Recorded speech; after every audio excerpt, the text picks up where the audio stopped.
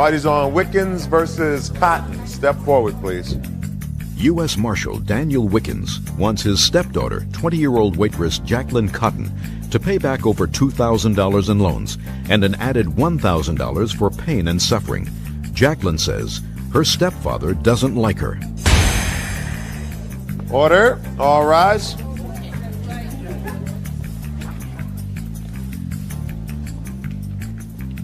Judge, this is number 9 on the calendar in the matter of Wickens versus Cotton. Parties have been sworn in. Judge, you may be seated, sir. Ma'am. Mr. Wickens, this is your stepdaughter? Yes, it is. Yes. Are you his wife? Yes. So you're her mother? Right. And you claim that your stepdaughter owes both you and your wife some money. Yes, that's correct. You want to tell me for what? Basically, she called her mother and wanted to borrow $1,000 to pay the rent in the apartment they were living in. And so what we did is we gave her the $1,000. She even signed a statement saying it was a loan. We don't have that, unfortunately, with us. Why not? We just, we misplaced it or something. Did you sign a statement that that $1,000 was a loan? No. Why didn't you pay your own rent? We were having several financial problems at the time. What kind of financial problems? Problems with changing jobs and jobs not being reliable enough. We're both waiters, and it was really slow during the summer, and we both changed jobs at the same time. And when did you move into this apartment? March of '97. And when did you call for the money? Probably in August or September. It was November. It was around Thanksgiving. Okay, so could I add one thing, Judge? Jackie, are you denying you signed a statement saying that I loaned you that money? I never signed anything. You signed it in front of us. Yes, you did at the eviction. Okay, don't talk to each other. Okay. Okay. You had the conversation with her. Right, I did. So it's important that I get the information from you rather than from your husband. Okay. Did you send the $1,000? Well, it wasn't a matter of sending. We drove. It was a matter of time that they needed it quickly. And at the beginning, she didn't tell me how much they were behind. It wasn't until I went How over. much did you give her at that point? I gave her about $350. Is that correct? Yeah. Okay, $350. When was the next loan that you say that you made to your daughter? Well, the first loan was around Thanksgiving time. And how much was that? That was about $300. $300. Was that a gift or was that a loan? That was a loan. Did you tell her that she had to repay that? Yes, I did. No, she didn't. I made it clear. What was that for? That was for, she said they were having trouble with money for food. We couldn't buy groceries. We couldn't pay the rent. The gas was about to get turned off. How old are you? 20. Step up here. How old are you? 32. Did you pay your own bills? It's true, like you said, but we started a home business also. We were doing a lot of things with that, and we both took time off from our current jobs, and we were working, and we were establishing a new business, and it just took a lot of our resources into that. And that's one of the reasons that prompted her to, speak to them. It seems to me if you're starting a home business, one of you stays employed rather than at your ages asking for money. Do you work? Yes. Do you work? Yes. You don't take some time off to do something like write a book. Because I have to pay my bill. What? Because you have to pay your bills. Okay, $300, and then there was another $350. Is that what you said? Another $350, right. Okay. What's next? Next was when she asked for the money for the eviction, she claimed they were $3,000 behind, and she needed $1,000 from us, and her boyfriend would come up with the other $1,000, and my stepson, the other, who I found out later had co-signed the loan on this expensive apartment they got. And so I had given $350 in cash, and my husband was going to give around $700 or a little less to comprise the other part of the $1,000, so they wouldn't be evicted and thrown out. Did you give the other money? Yes, I did. So how much did you give her? It was, $350. Well, I tried to give her a check. I ended up giving her a money order for $650. Is that correct? Yes. What's next? Well, then, the phone bills. We normally get $40, $50 phone bills. I came home one day and there was a phone bill for $445. What happened was, you want to explain? Yeah, I can explain. Well, she had to make a phone call to her stepbrother in Colorado who was wiring the other $1,000, and because that was late in coming, I don't know how she'd been making the phone calls to him prior to this, but their phone had been turned off.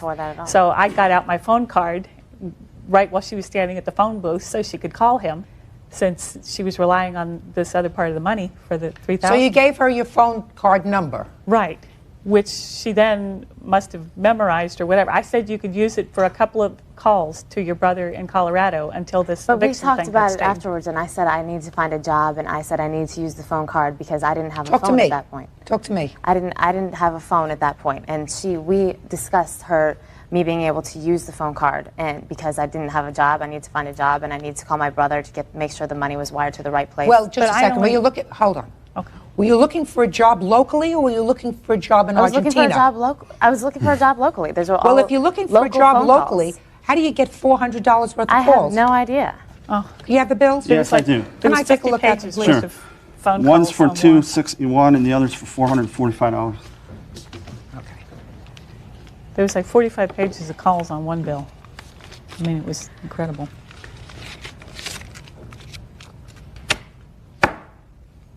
Looks like a phone book, your phone bill. Judge Judy continues in a moment. Real people, Judge Judy. U.S. Marshal Daniel Wickens claims 20-year-old stepdaughter Jacqueline Cotton owes him for loans, plus pain and suffering. Okay, now you're suing for other things. One of them is interest, forget interest. One of them is pain and suffering, $1,000 you want for pain and suffering. As I like to say, everybody's got pain and suffering. You don't get pain and suffering in this kind of situation. So far I have $1,300 and some phone calls. Right. So you tell me about it. You took $1,300 from your mother and your stepfather. No. Okay. You lived there, you ate with it, you had... Okay. You're not off the hook. Did you call your parents for money? No. Why? My mother, just my mother, she doesn't have a lot to have extra. You think that they got a lot to have extra? I'm not into borrowing money, really. I mean, she did that on her own. I mean, it was needed, but... And you knew about it? I knew about it. I didn't know it was a loan or anything like that, but yeah, I knew she did after she had gotten it. How much was the rent on this apartment that you rented? It was $1,100. It's a lot of money for Virginia. What kind of an apartment was it? It was a really nice apartment. And you were waiting on tables at the time, and then you both quit your job to start a business in this $1,100 a month apartment. What kind of car were you driving? We weren't driving cars. I have one. It's an '89 Grand Prix. So you were driving. I mean, I know if you live in Virginia, you have to have a car. Mm-hmm. So you having a car, putting gas in the car, you paid for insurance, and you had all the other things that you had to pay for. But I stopped driving it in August. I haven't driven it since that point. Mm-hmm. Okay. Look, nobody's going to go through 45 pages of phone calls. It's a very good lesson for you. If you don't want your children to use your MCI card, you don't give them the number. If you don't want your children to use a credit card, you don't give them the credit card. If they want to borrow money from you, or if you want to make a gift of money, then they come and they ask you, and you say, this is a loan, this is a gift, whatever it is. But you called your parents in a pinch, and you said, I need money. I'm an adult. I'm living with a 30-year-old man who should be able to at least hold his own as far as paying for the expenses. There's no reason for them to be out the money. You have to pay it, the two of you, because you both used it, right? Yeah, we both used it. She's my mother. She should help me out. I mean, I was in a jam. She's supposed to be there for me. Oh, I don't even want to get into that. Don't go there, Judy. That's all. $1,300 for the plaintiff. Parties are excused. You may step out. I'll just wait to the back, please. Okay. I kind of wanted to teach her a lesson. I'm just glad it's all over with. Yeah, it is. And now the next case. Parties on Shepard versus Stevens. Step forward, please. 25-year-old law school student Teresa Shepard is suing her former boyfriend, 30-year-old musician Maurice Stevens, for a $1,000 loan. He says the money was for a song. Are those prescription glasses, sir? No, Thank you. That's very tired. Ms. Shepard, you say that you loaned the defendant $1,000 to have his car fixed. Correct. You acknowledge she gave you the money, sir? Yes, she gave me money. Why did you give him $1,000? Well, Mr. Stevens stated that he needed money to help assist him get his vehicle out the shop. To help what? To get his vehicle out the shop. And he said he only had $4,000 and that he needed an extra $1,000. And I agreed. We made a verbal agreement. Had you been friends? Had you We dated? were friends. Is this the first time you loaned a friend $1,000? Well, actually, we were dating as friends. We were just dating. For how long? For about 6 to 7 months, we were dating. Did he say he would pay you back? Yes. Mr. Stevens stated that he would pay me back on or before December the 1st of 1996. But Mr. Stevens didn't. I hadn't heard anything from Mr. Stevens at all. Did you call him and ask him for the money? Yes. Mr. Stevens was totally avoiding my calls. Every time I call, he never answered my calls at all. Judge Judy continues in a moment. All right, don't belabor the point. Get over it. Move on to something else. Pick somebody who has character. Character is good. Character. No, you are a character. You don't have character.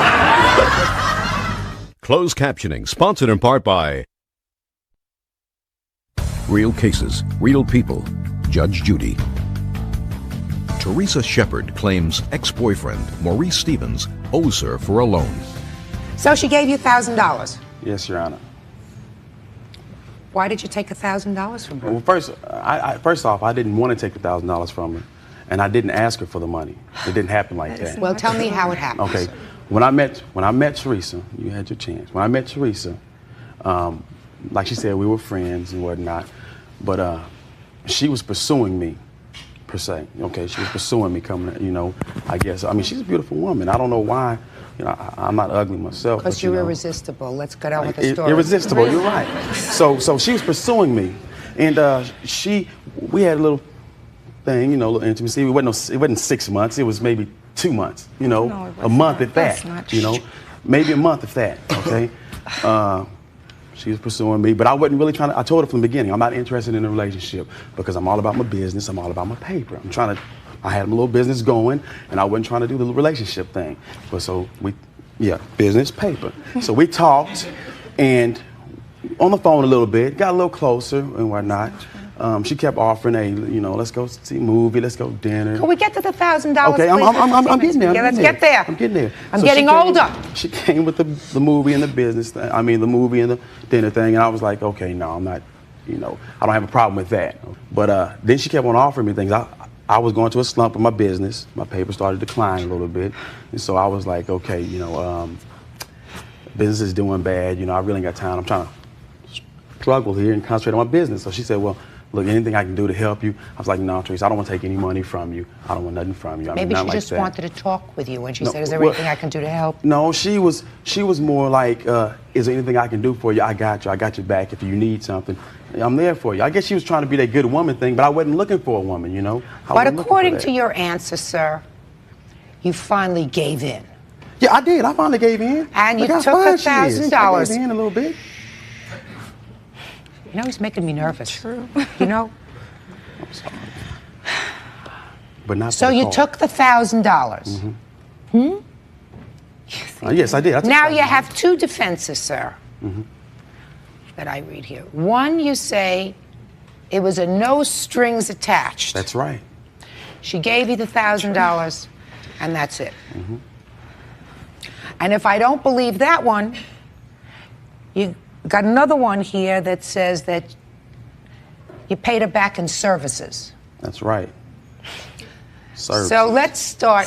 The first one I understand. Why don't you explain the second one to me? Okay, the services. Me, I'm a producer. I do the music thing on the side. That's my business, my music. And musicians, business comes and goes. I get paid for my songs. I get paid for the music I do. So I told Teresa, I said, look, okay, since you're going to be bugging me about this money now all of a sudden, and the only reason she started bugging me is because I started talking to someone else, you know, and I wasn't talking to her anymore. That's why she hadn't heard from me, because I wasn't going with her. I wasn't talking. I wasn't dating her anymore. Okay, so I said, look, I got a way we can make this right. You want to spend some time with me, okay? Only thing I can offer you is a song or two. You know, you want some intimacy? Come on over. We'll talk. She came over. No, just a second. Can I just a second. No, just a second. Let me understand this, Mm-hmm. Mr. Stevens. So what you offered her was a song or two and a little intimacy. Oh, a lot of intimacy. Just a second. So you offered her a song or two. A song. And a lot of intimacy. It was actually one song. One song, bubble bath, candlelight, you know, the whole So you were works. going to sing a song to her. Oh, I you did. weren't giving. You're not a singer, You're are you? crazy. Are you a singer? No, I'm not. So you mean you're going to give her a song, you're going to sing her a song? That's right. I can get any. Ay, ay, ay, ay, ay. I can get anybody. Judge, No, but it was Goodness more. No, it was more than Hey. that. It was more to it. Give me a break. Mr. There Stevens. was more to it. It wasn't just a song. It was the intimacy. I can get I anyone wanna to do tell you that for something. me. I don't need that. Thinks his intimacy is worth $1,000. It is. I don't think so. No. Judge. I don't What? She should be paying me. No. Judge Judy continues in a moment. Miss Shepard, I was just going to give you your judgment for $1,000 because that clearly you're entitled to. He's no bargain. He's clearly a loser. He doesn't accept responsibility. But let me make this suggestion to you. You look like a nice young woman. Do you work? Yes, I work. What kind of and work do you do? I'm also a student. I'm into law school right now. You're into law school? Yes. Well, Miss Shepard, I'm going to give you your first good piece of advice for law school. Well, Whenever you enter into an agreement with somebody, Right. even if they're related to you by blood, Right. right? And if you expect to be repaid an amount of money that you give them, you memorialize that. You know what that word means? Yes. In a piece of paper. I have that. Let me see it. Oh, she got a piece of paper. Hey! I don't know about. I heard you already. I heard you. I saw you. I listened to you. Sure do. Right here. My signature's not on that. Well, I didn't sign it. Just a second. After I found out that Mr. Stevens was acting distant and avoiding my Dating calls. someone else, you mean? Hey. Well, dating someone else, Okay. whatever. I asked him to sign a promissory note. Because I felt real funny about the whole situation.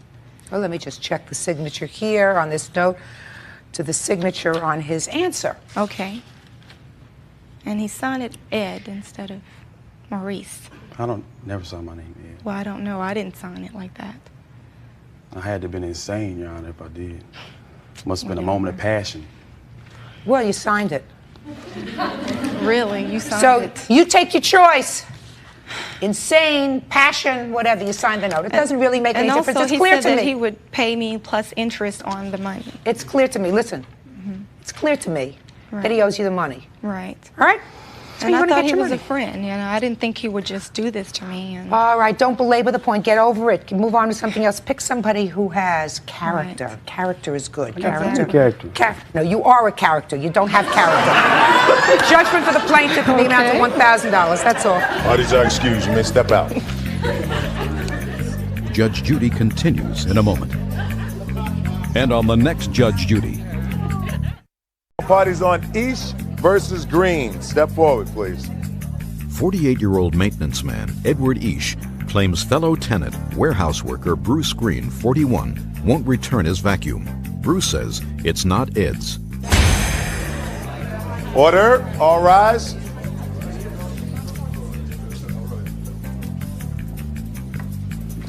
Yeah, this is case number 535 on the calendar in the matter of Ish versus Green. Parties have been sworn in, Judge. You may be seated. I somehow gather this case is more than about just a vacuum cleaner, but I'm going to stick to what I see in your complaint and your answer. You two gentlemen live in the same rooming house, is that right? Yes, ma'am. How long have you been living there?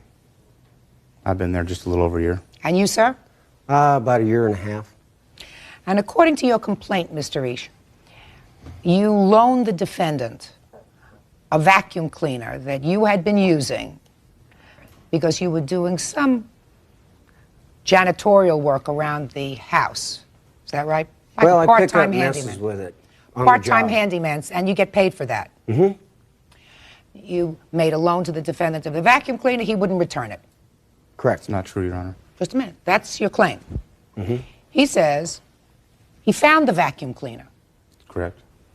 No, no, no, no. Okay. So now, Mr. Reish, tell me, sir, where you got this treasured vacuum cleaner.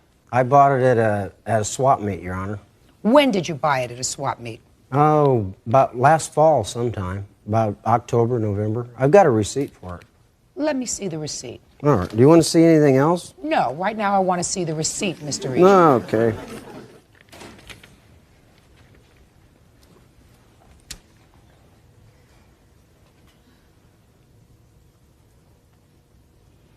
Who's Pat Campbell?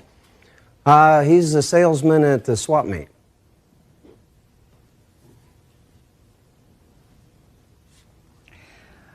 Mr. Green, where'd this vacuum cleaner come from? It was left abandoned outside our building originally. When was that, sir? That was sometime in September or October of last year. And what happened with it? Well, it sat outside for a day or so. Then it was inside for a day. It sat there completely untouched. I'd left it alone because I thought it belonged to somebody. It looked like Where it was was it when it was inside the house? It was in the common hallway down by the common restroom. Okay, go ahead. It sat there another day, and Mr. Ish came to my room, knocked on my door, asked me who the vacuum cleaner belonged to. At that time, I walked down the hall and I said, well, it's been out here this long. I'll show you who it belongs to. I picked it up myself, brought it back to my room, and I said, now it belongs to me. Shh, shh, shh. Go ahead. And at that point, he asked if it even worked. He didn't know if it even worked. So we plugged it in, checked it out, determined that it needed a belt. Who determined it needed a belt? We jointly determined that it needed a belt. It wasn't picking up properly. So what happened? Later on that day, Mr. Ish showed up back at my place with a belt to replace the broken one in the vacuum cleaner. He asked for the vacuum cleaner. I gave it to him so he could put the belt on. He took it upstairs, put the belt on, came downstairs, vacuumed a little bit on the rugs downstairs, and then brought it back to me and said, there we go. Now we have a new house vacuum cleaner. Nobody can bother me for my vacuum cleaner any longer. This is all yours now to, you know, hand out to people as they come to it. And I said, Mr. Ish, the vacuum belongs to me. I said, I'd be glad to let anybody borrow it, but it is not a house vacuum cleaner. It's my vacuum cleaner now. So let me understand you, Mr. Green. According to your story, it was Mr. Ish who came to your room and said, who does this vacuum belong to? That's correct, Your Honor. And you decided at that point that it belonged to you, because that's what you just said. You said, Correct. no, now it belongs to me. Correct. Well, I mean, at that point, if you had said to him, I don't know who it belongs to, he could have just as well said, it belongs to me, right? Correct. And he did go out and get the belt for the vacuum cleaner. Yes, Your Honor. So he invested in It had whatever a the dirty bag, too, Your Honor. I want you to be quiet. You started out by lying to me, sir. Yes, ma'am. You know that. You know you started out by lying to me with this baloney. Oh, no. Oh, yes, you did. Oh, yes, you did. No, no, no, no. You want to know how I know you did, sir? You want to know how I know you did? How do you know that? I'm going to tell you. I'm going to tell you. Because I've been around a long time. Ah. And when there's a bill that's this old, it's usually like this. And it's got a little schmutz on it, right? And it's been with other papers, right? And it's got a little stuff on it, right? It doesn't come out like you just pulled it out of a brand new book. Well, then my manager's lying, too, then. Listen to me, sir. I don't take statements from people that don't come here. Put it away. Good. If you lied, your manager can lie. All I'm telling you is... We're all lying about this vacuum All cleaner. I'm telling you is, so far, I believe that that's how the vacuum cleaner came into the house, but I disagree with the defendant that just because he says it's mine, makes it mine. So, Your Honor. this is a crocker who shot John, so you can return this to him. Now, quiet. I don't like when people try to get one over on me because it makes me think that you think that I'm stupid. No, sir- would I think that? Yes, sir, on your best day, you're not as smart as I am on my worst day. Judge Judy continues in a moment. Are you both still living in the rooming house? Yes, ma'am. Not Now for you- very long. Just a... I want you to be quiet. Okay. And later today, What day did you move out? I notified him at the beginning of March, and on March 15th, I went up to the apartment, and he told me that I was to move out within half an hour, and if I was ever seen again on the property, that he'd kill me. Real cases, real people. Judge Judy. Ed Eash wants his vacuum cleaner back from Bruce Green. Bruce says it's not Ed's. Now, the question is, what do we do with this vacuum cleaner? Because it honestly seems to me that if the vacuum cleaner was abandoned, Mr. Green, neither one of you had a paramount right to this machine. Neither one of you. He did invest in either a belt and a new bag or just the belt. You invested in Zippo, except... Your Honor, I did purchase a bag for it. He initially made the vacuum cleaner work because Correct. According to your statement to me, sir, according to your statement, the vacuum wasn't picking up. And it couldn't pick up without a belt, which Mr. Eash furnished. Correct. Right? Are you both still living in the rooming house? Yes, ma'am. Not for very long. Just a... I want you to be quiet. Okay. Now the rooming house has a vacuum cleaner because the court is going to prepare an order that says that if either of you move out, the vacuum cleaner stays. You don't own it, and you don't own it. You may use it, you may use it, and everybody else who lives there may use it. Oh, that's nice. You can't take it when you leave, and you can't take it when you leave. Do you understand? Your Honor. Perfect! That's all. All right, excuse, step out.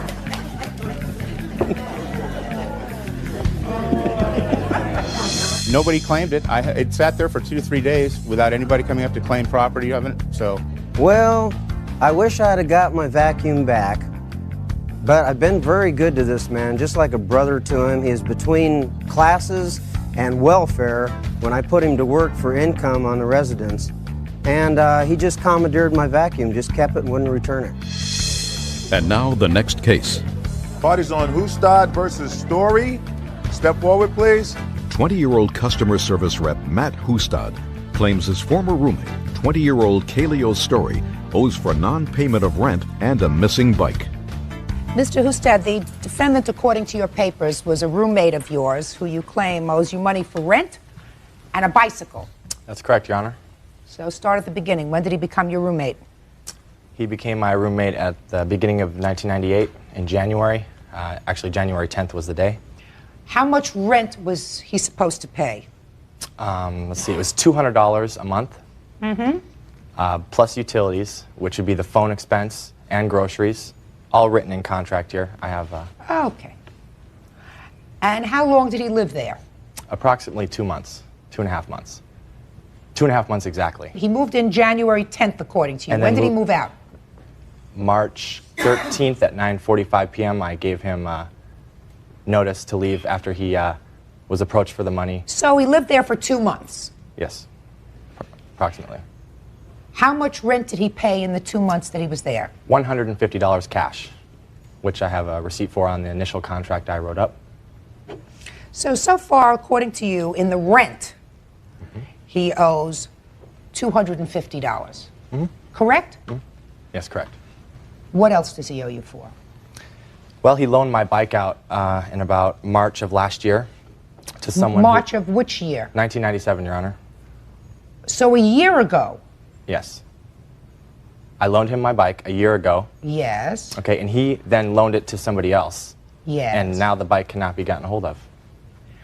And did you know this, sir, when you started to live together in January of '98? Yes, I had been asking him repeatedly. He showed good faith that he was going to try to retrieve the bike for me. He showed good faith, and which in fact he did not. He bailed out on it. Excuse me. He bailed out on it at the end and said, "Well, I can't do anything about it. I don't know how to get a hold of him." How much rent did you pay? When I first moved in, I paid the $150. Then I paid $50 again at the end of February. Actually, I moved in at the beginning of February. I paid February's rent, and at the beginning of March, I paid another $150. You paid February's rent in its entirety? Yes, it, So according to you, you paid all of your rent. yes, I did, Your Honor. What about March? March, I paid $150 again, and I was supposed to pay $50 at the end of March. Show me the receipt. I never got a receipt, which is stupid on my part. Let me see but- the receipt that... Your Honor, I'd like to submit the rental agreement, the original signed. I'd like to see it. What's the original? That basically outlines the original contract negotiated between the three of us. Kelly, my first witness here, was witness to him signing the contract as well as all the verbal and agreements throughout the living situation.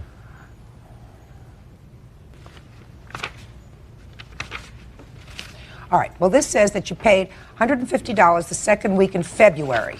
Right.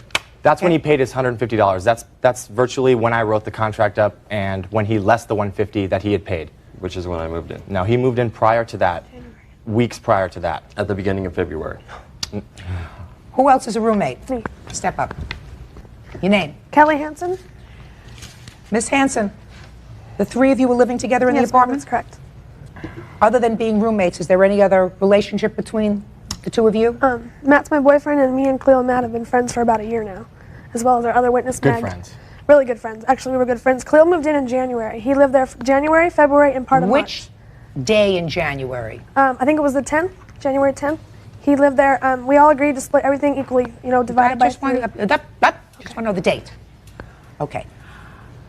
What date did you move out? I notified him at the beginning of March, and on March 15th, I went up to the apartment. He paged me to come over there, and he told me that I was to move out within half an hour, and if I was ever seen on the property 45 again, minutes. 45 minutes. Well, and why? if I was ever seen again on the property, that he'd kill me. Judge Judy continues in a moment. Judy. Matt Hustad is suing former roommate Kaleo Story for rent and a borrowed bike. Kaleo says he didn't take the bike and he paid the rent. Why did he tell you to move out?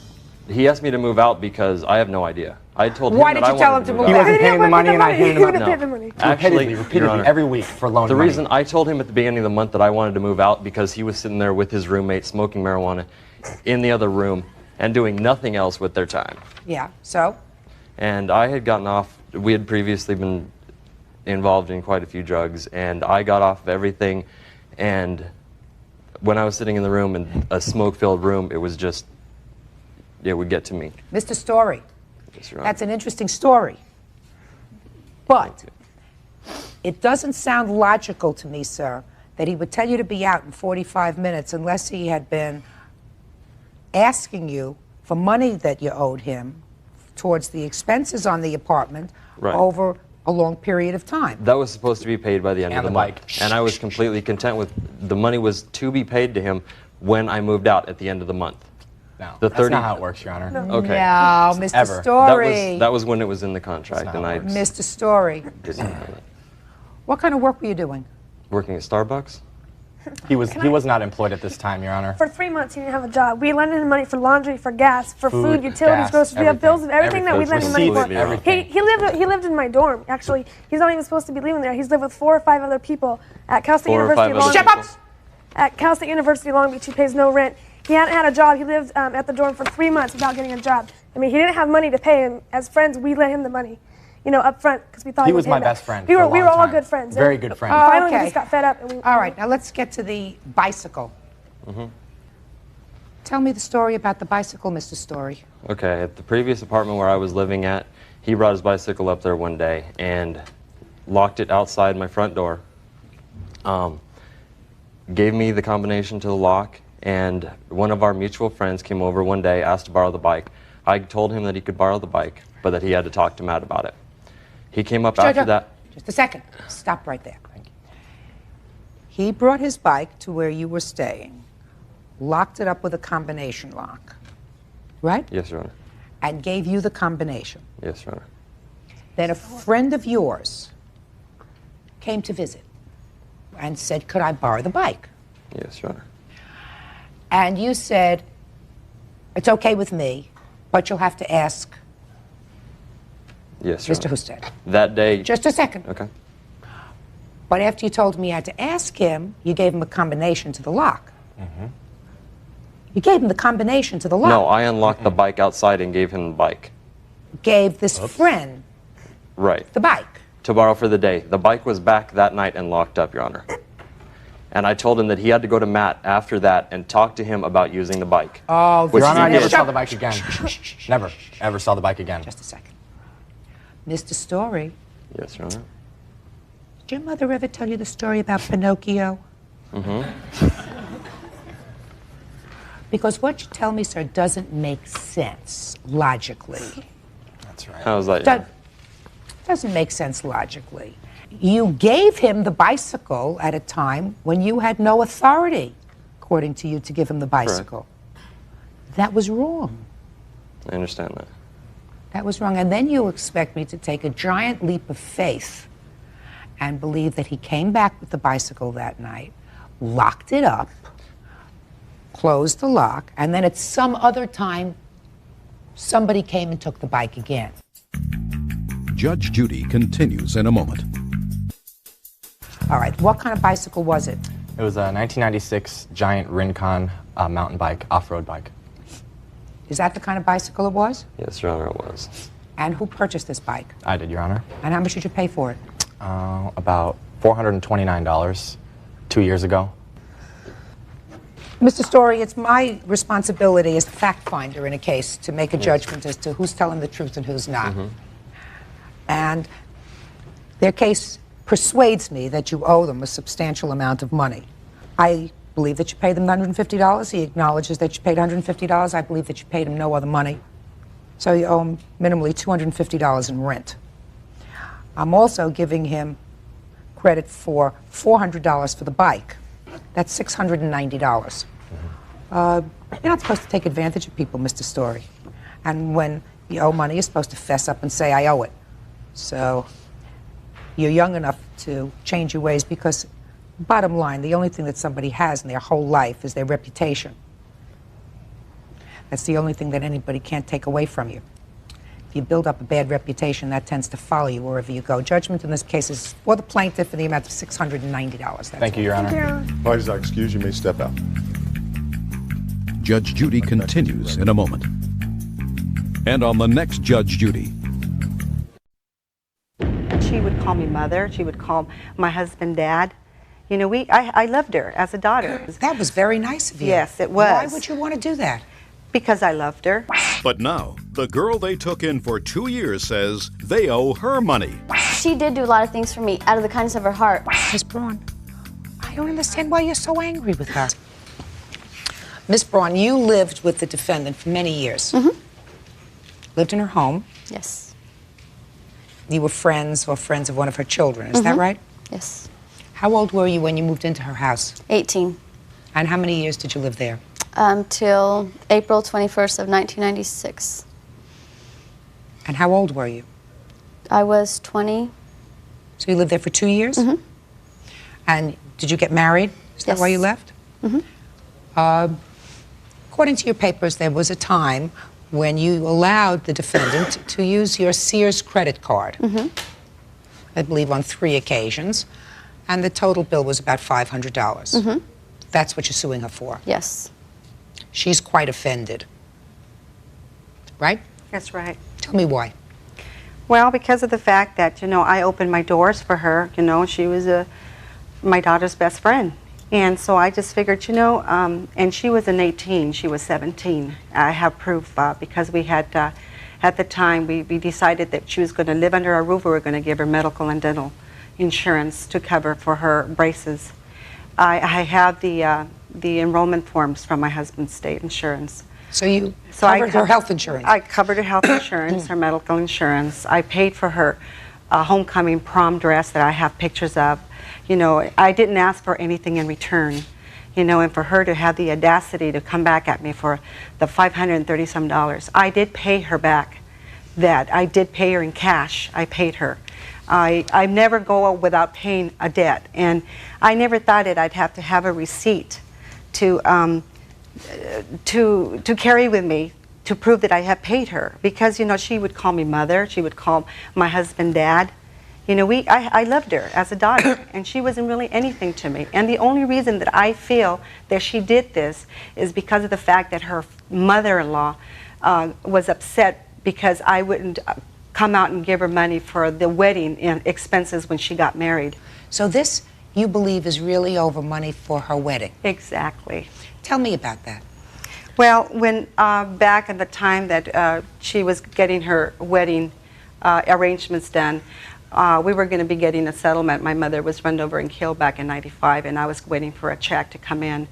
And at the time, I was also on disability. I've had back surgery. And I had offered to help out with the wedding expenses, you know, half of the wedding expenses. That was very nice of you. Yes, it was. Why would you want to do that? Because I loved her. You have your own family? Yes, I do. You have children of your own? Yes, I do. I have 2 children at home and a grandson and my husband. And you volunteered to pay for part of the wedding? Yes, I did. And then what happened? And then when the months went and the money wouldn't be coming in, they were getting very stressful. What do you mean the money wouldn't be coming in? The money that was supposed to be coming in for the settlement. And it was getting closer to the wedding. And the mother-in-law was getting very stressful. Where's the money? Where's the money? And I didn't have the money. And what little that I did have, I went ahead and altered her wedding dress. And I had paid for the cleaning. I had paid $100 towards the mariachis.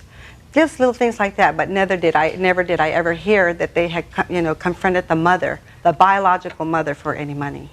After everything that we've done for her, I just can't understand why she comes around and wants to sue me for $532 when it's over an amount of over $5,000 that we have here in receipts. Let me just take a look and see, because you have a counterclaim, which you understand. Yes. I really can't address, and I'm going to tell you why. Because you never had an agreement with her. Exactly. That she was going to repay you for your kindnesses. Yes. You gave to her because you wanted to. In order for me to entertain your countersuit, I have to find that there was a contract, even if it was a verbal one, for her to pay you. And there wasn't one. Exactly. Okay. So let me take a look at some of these things. There is the orthodontist bill way at the back. It shows $1,000 paid towards her dental work. Did she pay $1,000 towards your dental work? Did she? No, she didn't. Who I did? have The copies insurance. right here of everything that I paid for. The contract is in my name. So I don't know what she's talking about. Oh, did you actually pay for her orthodontia? My husband's medical insurance paid for that, yes. Now, when you were there for 2 years, 2.5 years, were you going to school? Yes. I paid rent. I paid her $37.50 a week, which added up to $150 a month. And what did that include? I didn't have to pay for groceries or anything. The only thing that we had to pay for was shampoo and detergent, stuff that we used. Okay. So for $150 a month, you covered your rent, your gas, electric, your food, and whatever other incidental expenses that they may have paid for. They took you out to dinner. When family went out to dinner, did you go with them? Yeah. And when the family went out to dinner and you went with them, were you asked to pay your share? No, sometimes she would treat, sometimes we would treat. It was never like they paid for everything. Judge Judy will continue in a moment. If you do things for people, then that's out of the kindness of your heart. You don't have to keep a log, oh, I did this, I did this, I did this. I happen to think you're pretty ungrateful. And later today, I don't think he thought anything wrong with the three of you living nicely together. You look like 3 nice people. You could live nicely together. Yeah, the Golden Girls do it. What? The Golden Girls do it? He's cute. real cases, real people. Judge Judy. Gracie Braun says her best friend's mother, Rita Holguin, used her credit card and never paid her back. Rita says she not only paid her back, but she supported her for over 2 years. Now tell me about the Sears credit card. Why did you need her Sears credit card?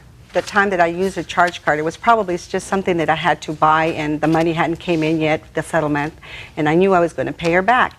And I specifically remember paying her back because what I do is I put it in a list of who I have to pay. And when I got my settlement, my sister here, she was there when I showed her that I was going to pay Gracie.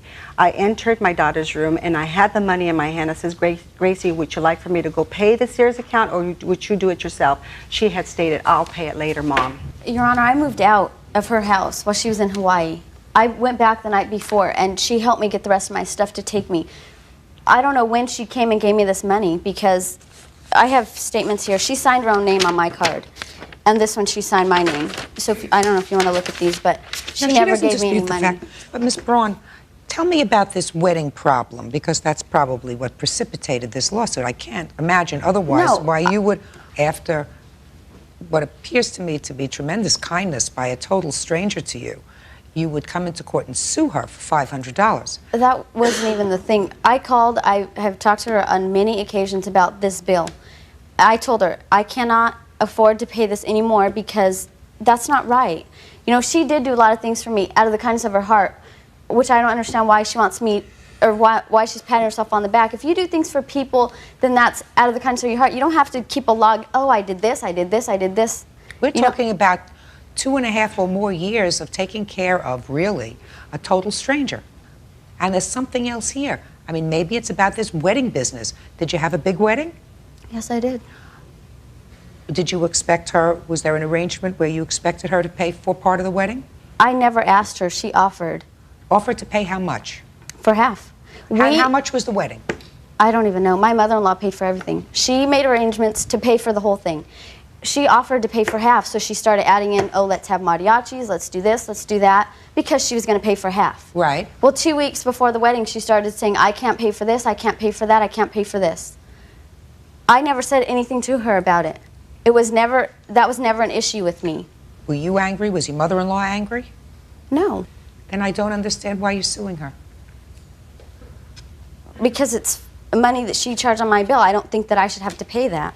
And you say you paid her when she came back into the house? I paid her when I got my settlement. As you can see, I have papers there where I got our check in '96. It was in March of '96 we got a check for $18,000. How could you pay me in March when you didn't charge till the 2nd of March and the April 18th and 19th? How did you pay me? Ms. Braun. Anyway, I don't understand why you're so angry with her. It's frustrating. Why is it frustrating? She's saying she paid me for something she hadn't even charged yet. No, she said she got her settlement at that time, so she knew she had That's the when money. she paid me, in March. She hadn't even charged anything in March until March 2nd and April 18th and 19th.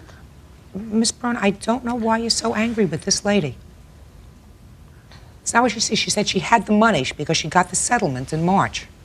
Then she should have paid me the money she owed me. I'm not satisfied that she didn't pay you the money. I happen to think you're pretty ungrateful. Yes, she is. She says she paid you.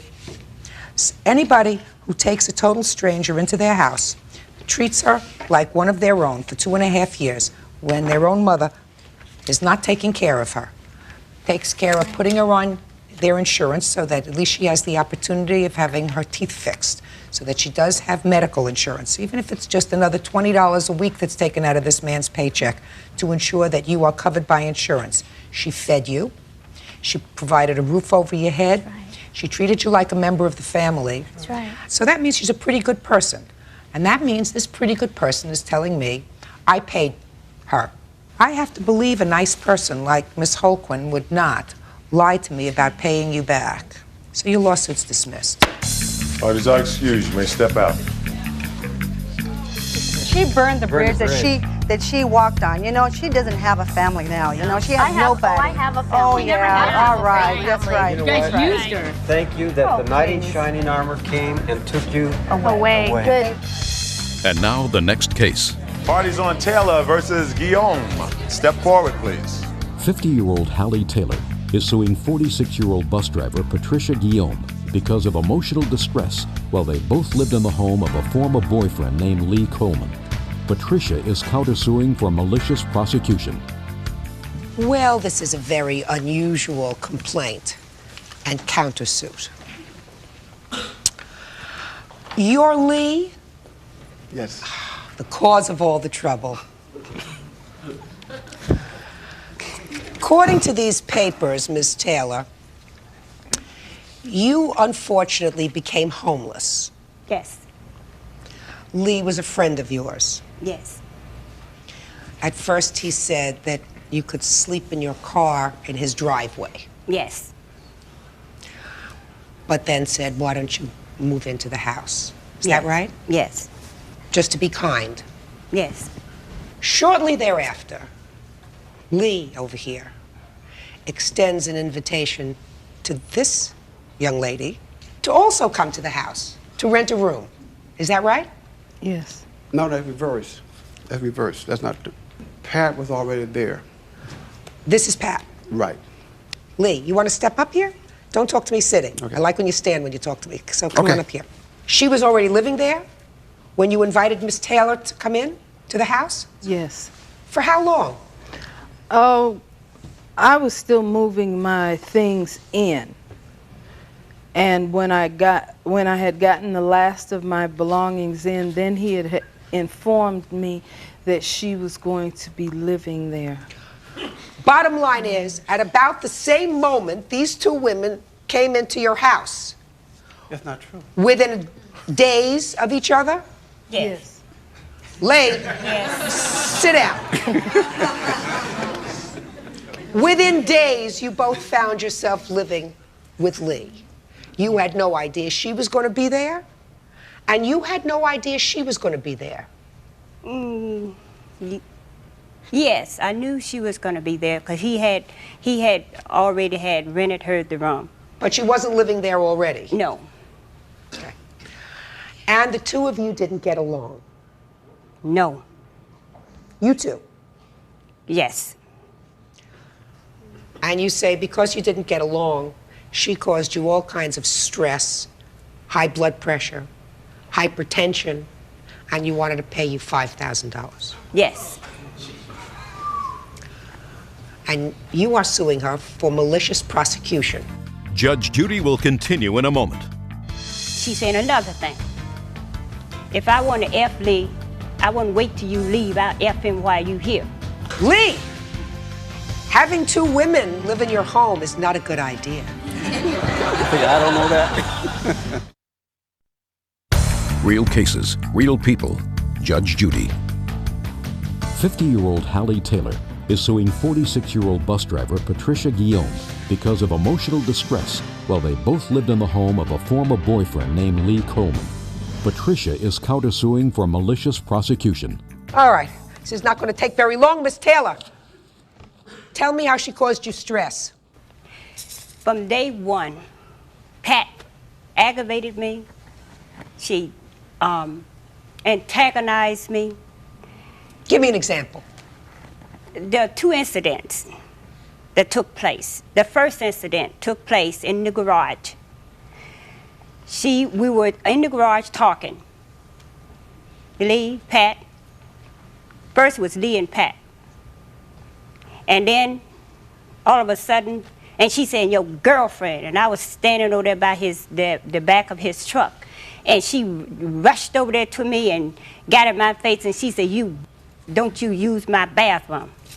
Incident number two, she stated she wanted to have a talk face to face. Lee got us together with Lee present. We started talking. She did the talking first. She says, I don't like you. She said, I think you're nasty. I think you're a liar. I think you're a con woman. And I think you're not trustworthy. I said, well, Pat, I don't see how you can make all these consumptions about me. You don't know me for about 2 weeks. And then when she finished, I said, you finished saying what you have to say? So then I said what I had to say. Well, what did you say? I said, well, Pat, I can't help if you don't like me. But the things that you were saying about me is not true. That's not me. Okay. And before I said something else, and she said another thing. If I want to F Lee, I wouldn't wait till you leave. I'll F him while you here.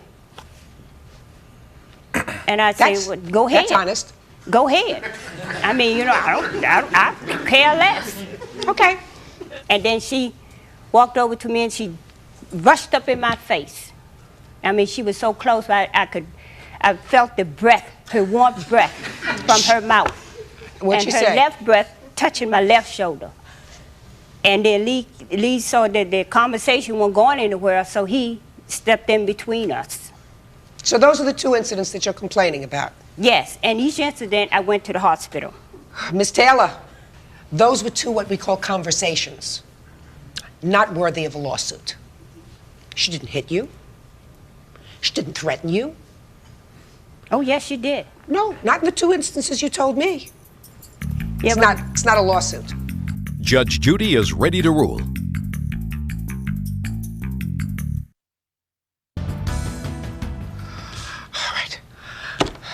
Countersuit.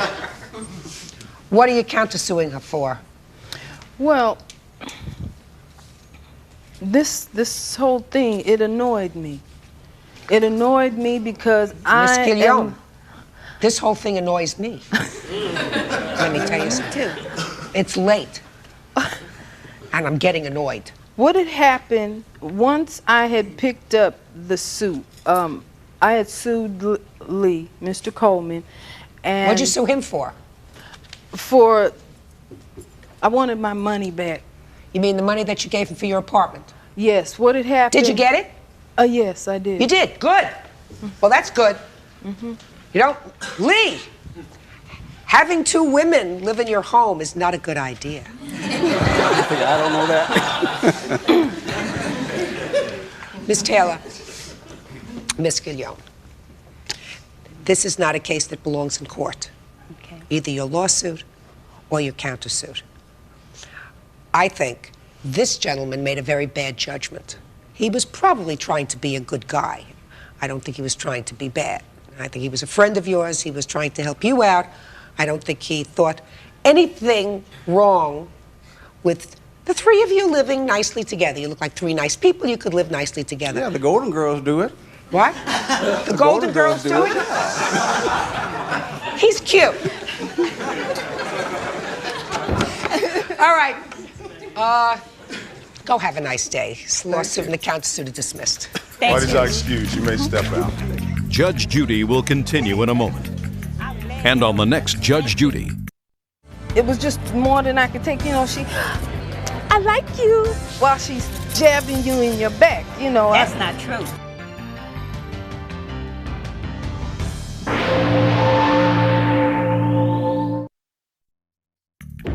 Did that happen? Yes. That's bull. Do you remember? Good. Just a second.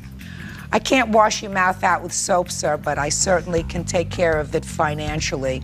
You owe her $3,692.61. That's the most expensive curse word you're ever going to say. Credit card because we were in a relationship for a long time, and he said that he was going to pay me back. Did you live together? No. So you dated? Mm-hmm. Over what period of time? About 8 months. And tell me about the first time that you started putting things on your credit card. I guess we went to the mall, and he wanted to get, I think it was a Sony PlayStation was the first thing that I got him. What's a Sony PlayStation? It's a video game system, and I got that for him because he said he really wanted it, and he said, you know, he couldn't come up with all the money at one time, so if I put it on my credit card, he could come up with the monthly payments. Mr. Lunzinski, does that sound familiar to you? No, Your Honor. You remember this video game? I never asked for anything. They were gifts. Tell me about being at the mall, sir. I went to the mall. She surprised me, talking about she wasn't going to tell me anything what we were going to do at the mall. But, you know, she had all that inside of her, what she wanted to, you know, buy me. So we went out. She bought me a Sony PlayStation. She took it in her responsibility to where she wanted to go out, you know. I mean, they're gifts. I didn't ask her to buy them. She knew that I wanted them. I just asked you about one thing, sir, and you go and give me a whole song and dance. You ever hear the expression, me think the gentleman protests too much? Did you ever hear that? Charles Schultz didn't say that. What next, madam? The car, my car. I was out of town on a business trip with my father, and my car was parked at his house. And I did mention that I did want to sell my car, but I needed to get at least $900 for it because I still owed that money on it. So I guess someone was driving by his house and said that they wanted to buy it, and so Lance sold the car to this guy that I didn't even know for, he said $1,000. So I said, okay, that's fine, you know, I'll do everything when I get back. So what happened? Nothing happened with that. I kept calling him, and the guy that bought the car changed. How could he buy a car without you signing over your certificate? That's what I don't... How could somebody buy a car without you signing over the certificate of title? I don't know. Where's the certificate of title for your car? It wasn't in my name because I was going to get the title when I finished paying it off. So I have. Whose name was it in? In the person I bought it from, Dolores. So the car wasn't in your name? Right, because I needed to finish paying it off. How did you sell a car that belonged to Dolores? Well, if I can say one thing, No. Answer my question. How did I sell a car? How do you sell a car to somebody that No, that's a good belonged question. That's something to that, Dolores? Your Honor, I haven't figured out for the last 4 months. You know, the guy wanted to buy the car. He came to look at the car. I got a hold of her. She wanted to sell the car. And the guy was supposed to give me $600, which I couldn't get $600 for the car. So the car had so many problems, you know, even though, I mean, I did something. How do you sell a car without a certificate of title? You mean he just gave you money and he took the car? How's he going to register a car without a certificate of title? I don't know, less paperwork is in the car, Your Honor. It has to be signed, sir. Yeah, I know, Your Honor. Madam, go to the police. I'm in the process of doing that. Go to the police. Don't tell me about this car. I think you two people are both whacked up. I really do. Something suggests to me that you're both a little off. You go to the police, and you have the police get the car back. Did you get any money for it? Didn't you get any money for the car? What word didn't you understand, sir? Did Yeah, I you got get money, any and money for I the got car? money from the guy that bought the car, and I handed her $400. That's the only amount that he gave me that was affordable for him, even though he had to pay $600, which he was supposed to pay $200 more. And next thing you know, the car's in his name. And I'm not God. I don't know how he did that. Did he give you I don't any have a money? crystal ball. Just a minute. Did he give you any money? He gave me $400. And then I gave it back to him. What? Then I let him borrow it. Borrow it? When did you let him borrow it? I'm not sure. It was for car payments and groceries and stuff that he wanted because he said he was going to pay me back. You know, I admit that I was an idiot, and I know this. Judge Judy continues in a moment. You would throw temper tantrums in the mall, and I was scared of you, so I bought those things for you. Oh, different story. And later today, It's not her fault that your father violated his parole and served 6 months. She doesn't have to support you, sir. She's got enough trouble of her own. real cases, real people. Judge Judy. 20-year-old Emily Siebertson says her ex-boyfriend, 26-year-old Lance Lunzinski, owes her money he borrowed before they broke up. Lance says the money was a gift. So far, the only thing that you told me you bought for him, madam, that he said he would repay was this Nintendo game or whatever else it is. Yeah. What and else did you some buy? Games, a shaver, clothes, shoes, and money for the car payment, groceries, and... For him? Yeah. He said he didn't have any money, so I was helping him out because we were in a relationship. I trusted him. I cared about him. Mm-hmm. I mean, Your Honor, we were in a relationship. We loved each other. We cared about each other. I didn't love her where she didn't think inside I loved her the way that I should have loved her. She loved me more. She gave way too much in a relationship. She gave way too fast. You know, I haven't got stuff like that since I was a little kid from my mom bringing me stuff like that. That's you know, now I'm because here. if I didn't get you things, you would throw a temper tantrum and you would either That's beat me incorrect. up or you left me stranded at the mall if I didn't buy you those boots. No, you know, I don't think so. You would throw temper tantrums in the mall, and I was scared of you, so I bought those things for you. and they were Oh, not different gifts. story. Listen to me, madam. It's coming clear to me.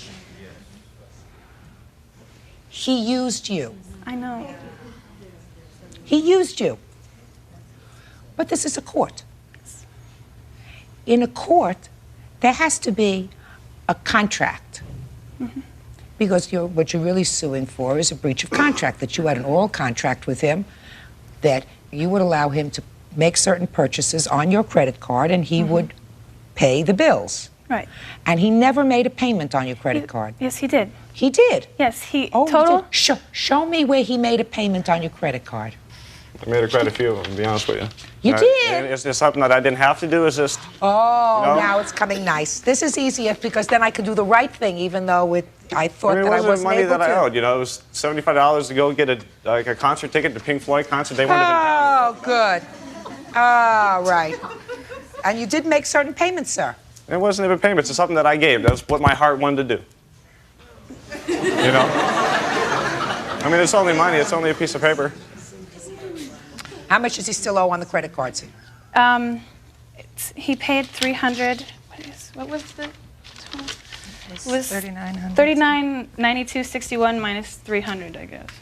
Now that includes $1,500, over $1,500 in ATM cash advances to him. Right. What was that for? For when he needed tires for his car, and I did give him my ATM card. Just a second. I have a hook to hang my robe on because he did make certain payments, which acknowledges the fact that they were loans. Right. Okay. So because he used you, there's no question about that. However, I wouldn't say anything to me if I were you, sir. You have to prove to me that there was an understanding, clear contract when he said to you, I'm taking out this money and I will pay you back. Did that happen? Yes. That's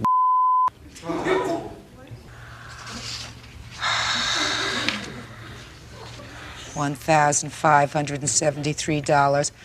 I can't wash your mouth out with soap, sir, but I certainly can take care of it financially. You owe her $3,692.61. That's the most expensive curse word you're ever going to say. That's all. Out. Step out. The back door to your right. I fell for his scam. He's been doing it a lot longer than I have, and you know, I cared for him. I cared for the family, you know, and I had a good time with you guys. It wasn't a scam. You know, it wasn't a scam. And now the next case. Party's on Mazer versus Woodbridge. Step forward. 21-year-old student Matthew Mazer says his father's former live-in girlfriend, Pamela Woodbridge, illegally evicted him after his father went to jail. How old are you, Mr. Mazer? 21. When did you turn 21? April 30th. Now, in May of this past year, you were living with the defendant, correct? And you were living there with your father. Yes. And your father and the defendant were engaged to be married or living together. Is that right? Yes, ma'am. What were you doing with yourself in May, sir? I was beginning to go to college at that time. What do you mean beginning to go to college? Who begins to go to college in May? No, I was going to go through summer courses. That starts in June or July. Well, registration's in May, though. That's not a major effort, sir. That's not doing much, going to register for school. It's not necessarily a full-time job. What were you doing with yourself in May? Nothing at that time. What were you doing in April? Well, nothing at that time either, ma'am. Well, let's try March. What were you doing with yourself in March? Nothing, preparing to go to school. I was... You mean getting into the thinking mode? Is that what you're trying to tell me, Mr. Mazer? All right. All this has a purpose, sir. You're suing the defendant because in May, according to both of you, your father got arrested, taken off to jail, leaving you living with a perfect stranger. Right? No, we lived together for 8 months prior to that. 8 months, a lifetime. We were pretty close. Well, they went out for 2 years before that. But you were living with them for 8 months. Yeah. And your father was, I assume, contributing to the household. Is that correct? Yes, Your Honor. It's a two-bedroom apartment. Yes. So after your father was arrested, you were still living there. You are suing her for $4,000. You say she illegally evicted you from the apartment, and she kept your furniture that you bought. That's correct. It was bought for me by my father. It was bought for you. Better get, before you go to college, you better brush up on your English. It was bought for you by your father. Now, what did you expect her to do, Mr. Mazer, when the person who was contributing to half the rent, I assume, half the utilities, is hauled off to jail, leaving her with a total biological stranger to support? Because you're on your way preparing yourself for college. What'd you expect her to do? Judge Judy continues in a moment. I got steroid psychosis because they tried to put me in remission. So I went crazy, and David kind of came into my life, and I didn't know he was a con artist. Real cases, real people. Judge Judy. Matthew Mazer claims his father's former live-in girlfriend, Pamela Woodbridge, illegally evicted him. Who are you? I'm his father. Terrific. Step up here. Mr. Mazer, how did you expect this lady to take care of business when you were arrested? What were you arrested for? I wasn't actually arrested. I was taken into custody by the parole department based on some facts that the sheriff's department gave them, which So to you were date on they parole? never even filed on. So you were taken into custody on parole violation. Right. Did you spend any time in jail, sir? Yes, I did. How much time? 6 months. What arrangements did you make with the defendant to support the household while you were in jail? None. It was paid for through the first of the following month, and I didn't anticipate staying in jail very long. Okay. So she told you that you had to find another place to live because she needed a roommate who could afford to pay at least half the rent. That's correct. Sounds right to me. He was on the lease. Who put your name on the lease? She did. Did you put his name on the lease? He's listed on the lease as a minor. Let me ask you this question. How long were you living in this apartment? I moved in on November 10th of 1996. And when did he move in? He moved in, I couldn't At put the him same on the time. lease. Right. Shh. At the same time. But I couldn't put him on the lease because David has been to prison 2 or 3 times for credit card fraud, and so his credit is ruined. Now, this young man moved in with you later. No, he did move in at the same time as So you well. all moved into this apartment together? Right. Okay. Mr. Mazer, I assume you moved into this apartment and your arrangement was, because you told me that you did, that you were going to pay the expenses on the apartment. You paid the rent, you paid the utilities, correct? Right? That was your arrangement with this lady. Where had you lived before? I had a house in Dana Point, and in 1995, I got multiple sclerosis, and my husband of 11 years divorced me. And anyway, to make a long story short, I got steroid psychosis because they tried to put me in remission. So I went crazy, and David kind of came into my life, and I didn't know he was a con artist. He has scammed me out of $180,000. And I have my credit report right here to show. The question that I'm asking you, and that's all very interesting, is when you moved into this apartment, I assume your arrangement was, because you did it for some 6 months, that you would pay the bills. Right, and I think Oh, good. Now, that was the arrangement that you had with us. So then you get hauled off to jail for 6 months, leaving her with the apartment, And nobody I had- to pay the rent, I had no, and your that's son. where you're wrong. I had $5,000 in cash with me at the time I was arrested. So what did you do with Which was it? to pay her attorney to fight for the custody of her children.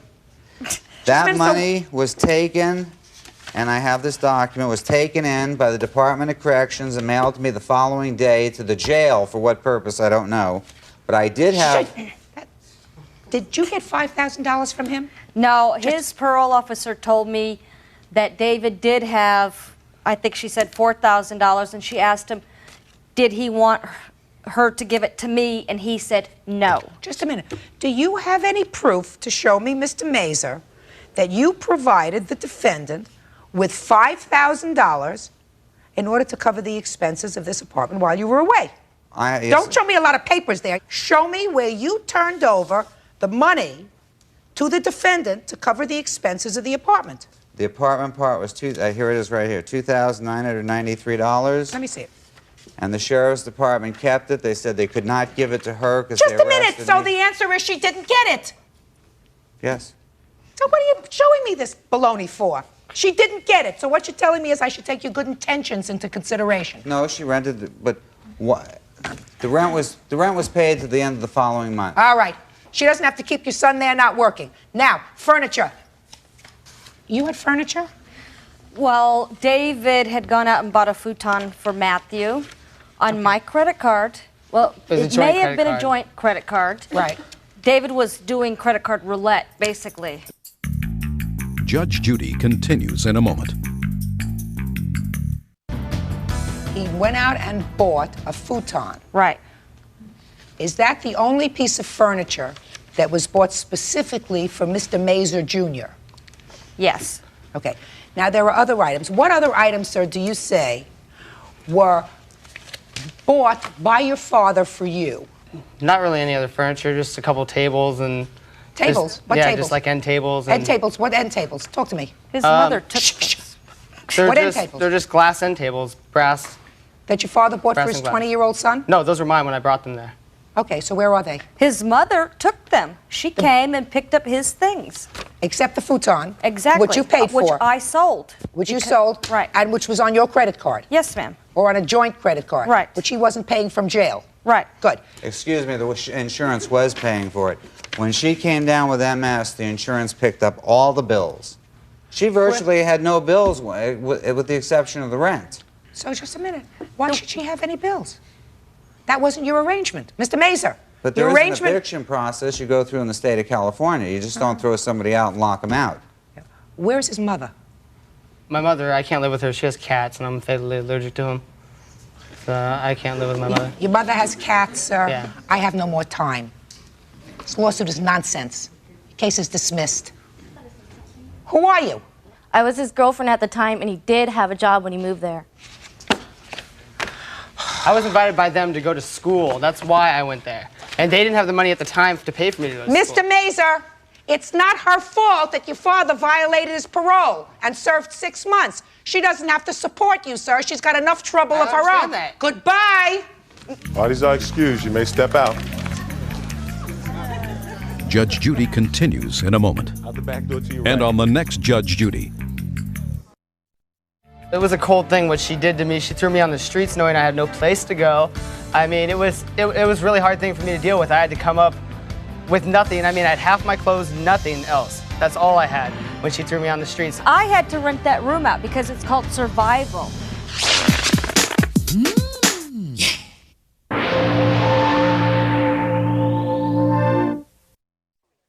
Me and Sean and my boyfriend were living together. The three of you were living in the apartment. Yes. But three became a crowd when money raised its ugly head.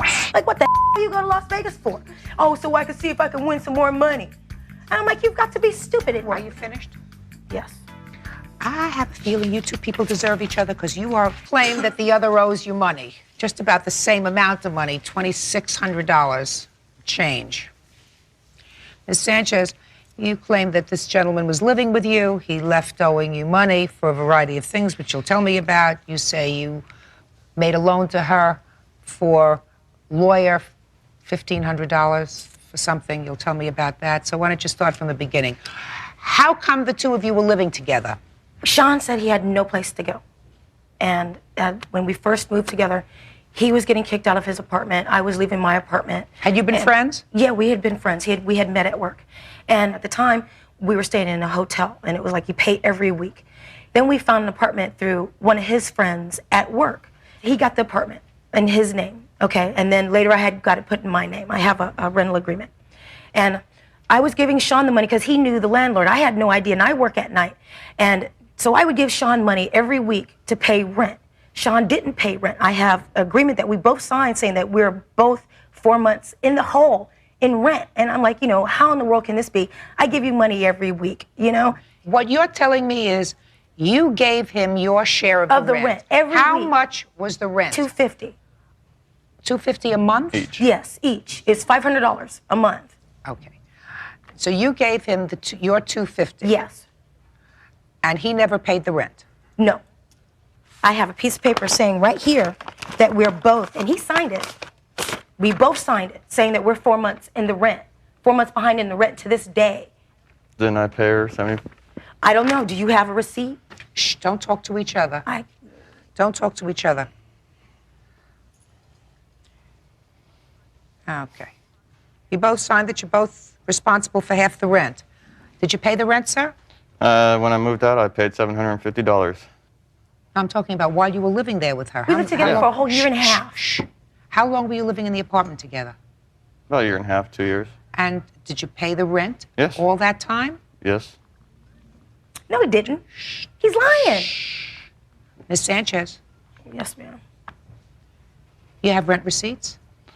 She had them all. Did you ultimately pay all the rent? Not yet. I am still in the hole because of Sean. How did that come about, that you're in the hole? Okay, Sean was unemployed. First, Sean moved out, okay, because me and Sean and my boyfriend were living together, right? And everything was fine, but we still owed her $2,000. The three of you were living in the apartment? Yes. And the rent was $500? Yes. So but that my, his share was... my boyfriend didn't really live there. He wasn't responsible for any of the rent. That was my responsibility. He didn't hardly have any clothes there, okay? He was just, You just told me there. the three of you were living in there. a two-bedroom apartment. In a two-bedroom apartment. Yeah. He had his own room. I had my own room. He had his company. I had my company. So my boyfriend didn't really live there. He had all his clothes someplace else. My boyfriend did. Sean was fired from his job, came crying to me that he didn't have any place to go. Okay, no place to go. He couldn't go live with his brother. They were having problems. He can go live with his father. They're having problems. So what you're saying to me, madam... So I let him move back in. I let him move back in on the agreement that he helped me with households. In May of 1997, sir, you signed an agreement that you owed her a total of, well, this would be $1,000, right? Because it says that total owing was $2,000. And Henry and Sanchez are responsible for 50% of the total, and you signed this, correct? So you acknowledged in May that you owed her $1,000. Yeah. Right? Did you pay her? I paid the landlord $750. No. I'm not saying what you paid the landlord. I'm saying what you paid her. Why would I owe her? Because I gave you the money every day to pay the rent, and you didn't, stupid. Now, you want me to dismiss your lawsuit? No. This is $2,000. Each of you owe half of that. So that's $1,000. Did you pay it or did you not pay it? I paid $750. I guess I still owe the landlord $250. When did you pay the landlord $750? July? When did you move out? July? No. Shh. Show me the receipt. I don't have that. That makes this easy. So that's $1,000. What else does he owe you for? He bought, through his work, I got a VCR because he could get it cheaper from Dow Stereo. How much did you pay for it? $160. Okay. That's all the money that I gave him for the VCR. How much did you pay for the VCR? Got a receipt right here. Okay. $213. $213, and you gave him $160. Where's the receipt? I didn't ask Sean for receipts. Okay. Did she give you $160 for the VCR? Every day I get... You wanted a video camera. Listen to me. But you didn't. You each want money from each other. It would be very foolish. So you say you bought it for $160, and you're going to show me a receipt for $213. And you claim that when he moved out, why did he move out? Because he wouldn't do his chores, nor did he pay rent. The first month that he moved back in after he was unemployed, he went to Las Vegas, okay? That was on Memorial Day. Didn't tell me anything. And then he comes home, oh, I'm broke, I went to Las Vegas. Like, what the hell you go to Las Vegas for? Oh, so I could see if I can win some more money. And I'm like, you've got to be stupid. And every day, that month that he was there and he was unemployed, I gave him money, because every day I had to go to work. Are you finished? Yes. What's the address of this apartment where you live together? 802. Apartment A. He didn't help me with the chores. He didn't help me take care of the I don't care. I'm not your therapist, madam. This is a court. Judge Judy will continue in a moment. Are you telling me that this attorney, under the penalties of perjury in the state of California, is lying? Yes, ma'am. Yeah, really? Maybe I'll call him. And later today, She was in high demand because she was a natural blonde and had natural big breasts. I'm sure if I chose to pursue that career instead of a research scientist, I would be in high demand, yes. real cases, real people. Judge Judy.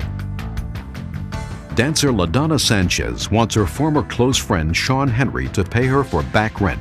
Sean says she kicked him out. So what happened with the VCR that you said was yours? He took it from me. I went to sleep. He went in my room and took it out of my room. Okay. Now what's your story? I let her use it. I never said she can have it. I bought it. Utter crap. Shh, shh. I said you could use it. Now, you also say that you made some loans to him. You want to tell me about that? The month that he moved in, since he was unemployed, he would ask me for money every day. I'm not talking, Miss, listen to me. I'm not talking about the $5 and the $10. that you say you gave him because he was unemployed, did you lend him any large sums of money for which he promised to make payment? Not all at one time. Every day, can I borrow some money? Can I borrow some money? Did you keep a record of that? He was my best friend. Did you keep a record? The answer is no. So you're just guessing about how much money you lent No, him? I'm not. I knew how much money I had saved in my drawer before he had moved in. So how much money did you give him? $350. I don't believe that you can. I did. Every day I gave him $20 or $30 every day because he needed it. So he you- needed did it you for write gas. down- He was supposed to go look for a Did job. you write I bought him news. You're not listening to me, Miss Sanchez. I said, did you write down these numbers? I didn't think I had to. Well, then that's a problem. He's supposed to be my best friend. Oh, He was supposed to be my little brother. Now you're countersuing up for a lot of money too. Let me hear it. Well, one time Not well. Look at me. she got arrested coming back across the border, and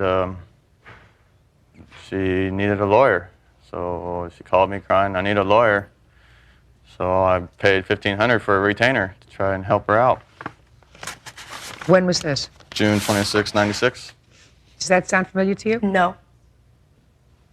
You just took out a piece of paper. What is that? This is the piece of paper that was the only thing that I gotten from that lawyer.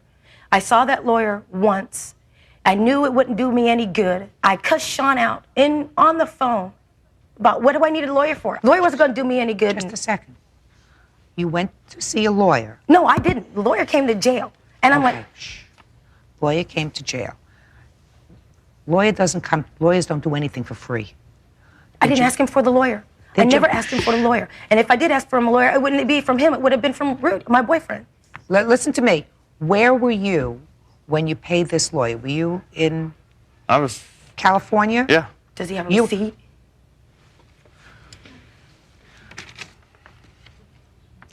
I have a feeling you two people deserve each other because you are, Miss Sanchez, irritating me. And I'm just about ready to show you the door. Do you understand? Yes. With nothing.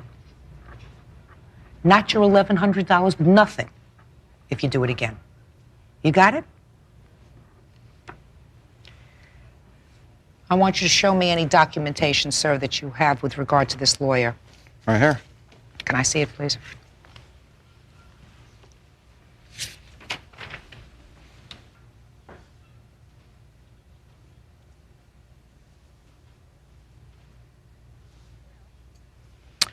Well, this clearly is a letter from an attorney indicating that he accepted a non-refundable retainer in the amount of $1,500 from the defendant on your behalf on the 26th of June, 1996. That's his ex-girlfriend's boyfriend's father. Why wouldn't he write him that piece of paper? Are you telling me that this attorney, under the penalties of perjury in the state of California, is lying? Are you? Yes, ma'am. Yeah, really? Maybe I'll call him. No, Maybe I'll call him. You want me to call him? Can you look at this for me Sure. for a minute? I asked you a question. Do you think I have to call him? No. Right. But he was never my attorney. I did not ask Sean to get me a lawyer. How did you find out she had been arrested? She called me from jail. I believe that, Miss Sanchez. I did not ask him. How would he know that you're in jail unless you called him? I did call him from jail. And what did you call We him for? lived To say, together. how are you? No, we lived together. This happened a long time ago, correct? Did you ever sue her for this money? No. Why? So I cared about her. Good. Excuse me, Your Honor, may I say something? Sure. When the lawyer thing deserve each came other. about, You're lying, Miss Sanchez. Don't lie to me. I don't like when you lie to me. I did not. I'm not lying. Sure you are. Now, was there ever an agreement that you had with her that she would repay this lawyer's fee to you? Well, we had an agreement. Mr. Henry, you don't want to go down that road, sir.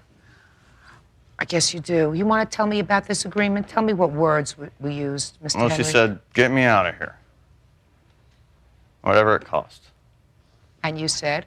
I'll try the best I can. I borrowed the money from my brother. No, don't tell me how you borrowed the money. She said, get me out of here. Right? Yes. And you did? Well, I tried. Okay. No, an agreement to pay it back means get me out of here, whatever it costs, and I will pay you back. That's a contract. That's an oral contract. But you didn't have that with her. No. Okay. Well, that's what I thought. So, that's honest. Judge Judy will continue in a moment. You never paid rent. You didn't clean up the house. You didn't clean up your stuff. I had to sit up there and pick up after you. Bought food and everything. And later today, She begged me for sex, Your Honor. Literally. Mr. Swan, you're not that attractive, sir. Thank you. real cases, real people. Judge Judy. Exotic dancer LaDonna Sanchez wants her former close friend Sean Henry to pay her for back rent, loans, and a stolen VCR.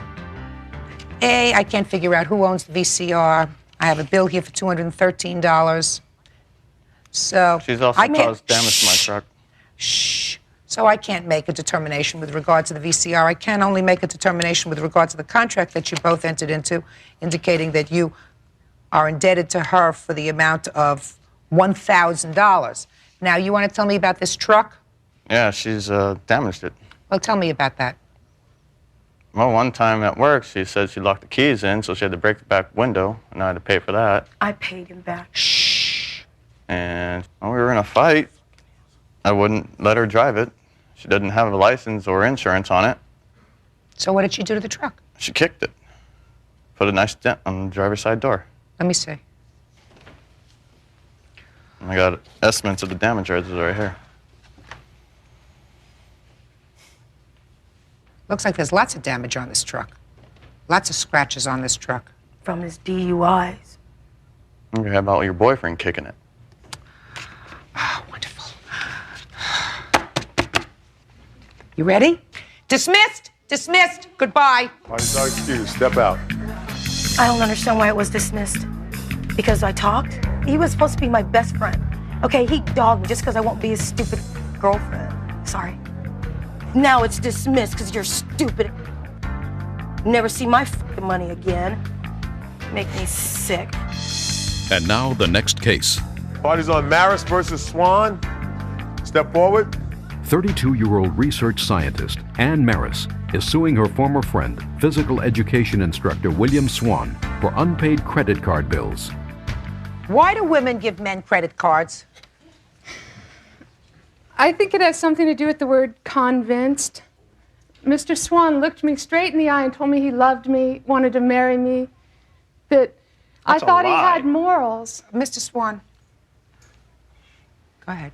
I thought he had morals. How did you meet him?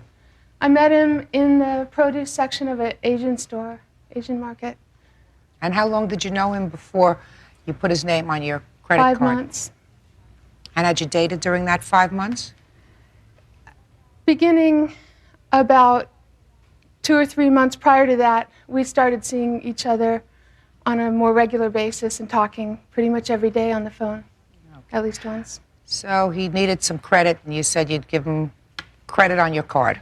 He said one morning I talked to him from work, and he said he desperately needed a refrigerator, that he was getting skinny, and that his brother wouldn't loan him the money, and that it would be about $500.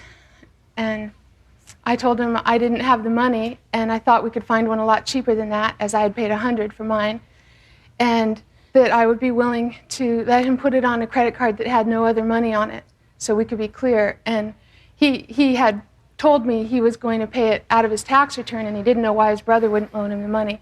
Okay. Mm-hmm. To make a long story short, because Sure. Mr. Swan is going to tell me what his defense is, Mhm. he ran up bills on the credit card totaling $1,500. Yes. Is that correct? Yes.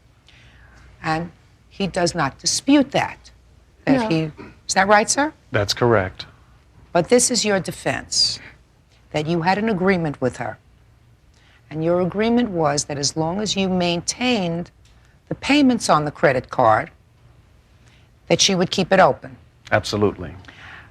But that there came a point when you took out a significant amount of money. How much, $1,100? Yeah. And that after you took out that amount of money, she closed the credit card down. Yes. So your defense is that she breached the agreement Yes. by canceling the credit card, and therefore you do not owe her this money. That's what your defense is. Something to that effect. Judge Judy is ready to rule. Well, why don't you tell me what I got wrong? Well, Why don't you? not that I don't necessarily owe, but the fact that she breached our contract with reference to me keeping the payments paid that I shouldn't have to pay because she cut it off basically out of spite because I wouldn't have sex with her. That's not true, of course. She begged me for sex, Your Honor. What is that? Literally. Mr. And Swan. I just, you know. Mr. Swan, you're not that attractive, sir. Thank you. What does this have to do about owing? She her thought so. Order. Well, sometimes love is blind. Mr. Swan, you're not serious with me, are you? You're not trying to tell this to me with a straight face that you don't owe the money that you took out on her credit card because she breached the agreement when she cut off your credit. I never said I didn't owe it.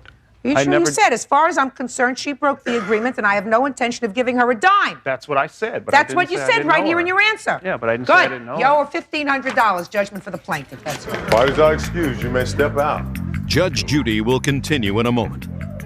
And on the next Judge Judy. She was in high demand because she was a natural blonde and had natural big breasts. I'm sure if I chose to pursue that career instead of a research scientist, I would be in high demand, yes. I hope to see him in jail. Hope springs eternal.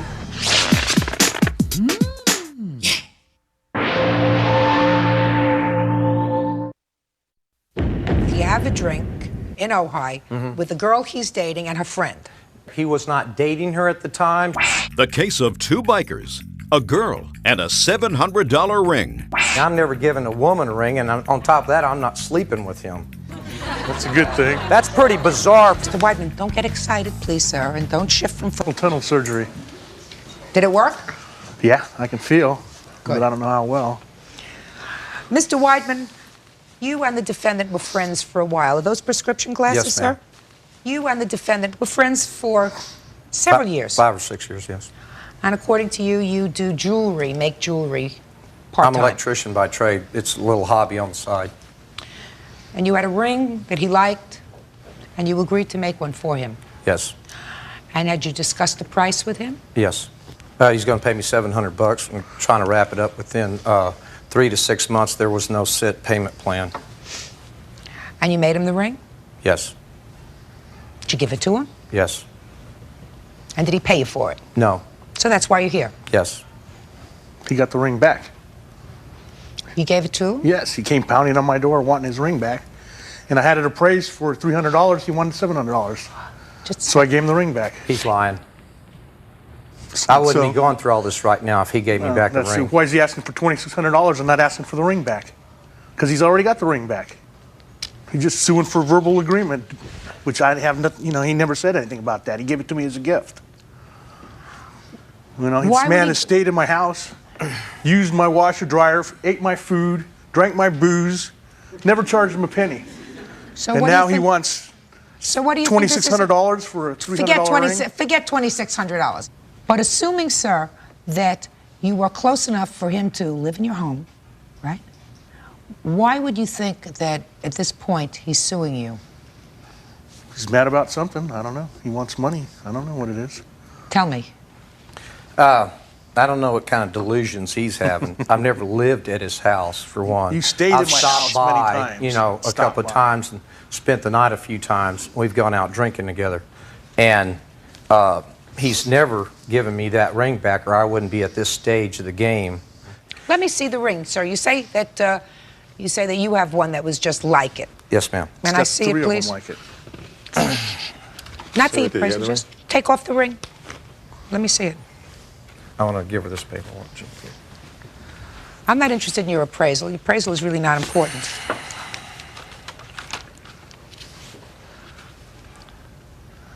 Well, that is a handsome piece. Is the one that you made for him similar?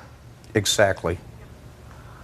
Excuse me, can I say something? Yeah. He didn't make it for me. He had 3 of them, the same thing, that he already had. He didn't make anything for me. Okay. And then he gave it to me as a gift. Well, tell me how that came about, sir, according to Well, you. he comes over all the time, used to, and just sit around and have a few beers and drink and stuff. I've always admired the ring, and he said, here. You know, you can have You it. must have had a fight about something. No. Something Here's the doesn't ring and- sit right with No, me. it doesn't sit right because every word out of his mouth's a lie at this stage of the that's what game. you say. I knocked on his door, wanted the ring back. There was this girl named Kelly. They weren't dating at the time. We went to Ojai to go have a drink, me and her girlfriend. We had a real bad time that night. And That's so why you're she so came Shut back. Hey, don't talk to him. It's irritating. So at the time that you went for a drink with Kelly and her friend in Ojai, Yes. he wasn't around. Yes, And something happened when you were out there having a drink. right. Had you already given him this ring? Oh, yes. Okay. How much before? Approximately a month. Okay. So, approximately a month, you have a drink in Ojai with the girl he's dating and her friend. That's a little bit incorrect. He was not dating her at the time. She used me to start dating him, and then he decided in his own mind that, you know, you took out somebody I wanted to see, and I'm going to keep the ring. And that's exactly what happened. And if he could sit up here with a straight face and tell you that I gave him a ring, I'm never giving a woman a ring, and on top of that, I'm not sleeping with him. That's a You good know, thing. that's pretty bizarre for him to even say that. Well- I've never given anybody a $700 item in my life. Mr. Weidman, the reason, quite frankly, you know, sometimes if people are really good friends, Mr. Weidman, don't get excited, please, sir, and don't shift from foot to foot.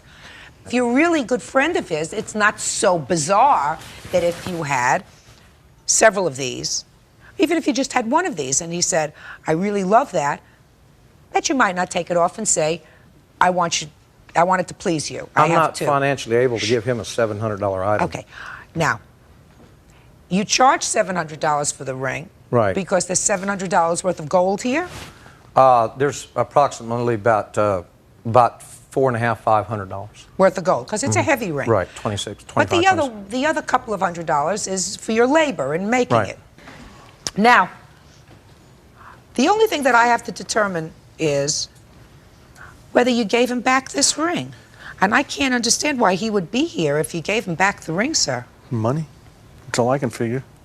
Your Honor, I make $1,000 a week. I'm a union electrician. I make $30, $45 an hour. I have my pay stubs right here, and believe me, it's not money. Then why are you asking $2,600 for a $700 Because ring? I have the ring, you know, it was like $700. The cost coming from the Bay Area, I estimated about 200 miles. It's 800-mile round trip. Lost wages at $30, $45 an hour. 2 days is $487. Appraisal was $50. The process server was $115. Mr. Bonner had to take off work today at 27 an hour. What's he times doing 4. here? He's the witness that a few months later that Mr. Torres still possessed this ring. I figured he was going to start this today. Step up here, sir. Tell me your name. Richard Bonner. Mr. Bonner, how do you know Mr. Torres? He's done some work for me. What do you know about this ring? I've seen it. When was the last time you saw it on Mr. Torres? Oh, it's, I think it was March when he was doing some work for me. How do you remember it? He's done more work for me since then. Judge Judy continues in a moment. I don't have the ring, so I don't know Well, what to tell you. What? You may not have it, but I don't believe that you gave it back to him. I did give it back to him. I don't believe it. And later today, Tell me how much each one of these pool cues cost. We figured between $1,800 and $2,000 per cue. And what do these pool cues do for $2,000 a piece? real cases, real people. Judge Judy. Charlie Weidman claims he made a ring for his biker buddy Larry Torres and was never paid. Larry says he gave the ring back to Charlie. Mr. Torres, it is not common sense that you gave him back the ring and he goes to the trouble of serving you with summons, which cost him money, having the ring appraised, which cost him money, if in fact he had the ring in his possession. That just doesn't make sense to me, sir. No, I don't have the ring, so I don't know Well, what to tell you. What? You may not have it, but I don't believe that you gave it back to him. I did give it back to him. I don't believe it. So I believe that you did not, in fact, return the ring to him. That doesn't mean that you still have it. I don't know what you did with it. Only you know what you did with it, and you didn't return it to him. Now, Mr. Weidman, I know you're suing for $2,600, and the truth of the matter is I'm not going to give you $2,600. I'm going to give you the $700 that you say you agreed on with this gentleman to pay for the ring. I also think that that gave you somewhat of a profit. You know, you said that there was profit. I'm speaking. That the gold in the ring itself was worth about $500 maximum, according to you. Mr. Torres was, in fact, a friend of yours. I don't see why you shouldn't charge him something, you know, because you did use your skill in making the ring. And if that's the way you do business with your friends, that's your business. But I'm certainly not going to give you a windfall of $2,600, sir. So the judgment in this case is for the plaintiff in the amount of $700. That's all. Parties are excused. You may step out.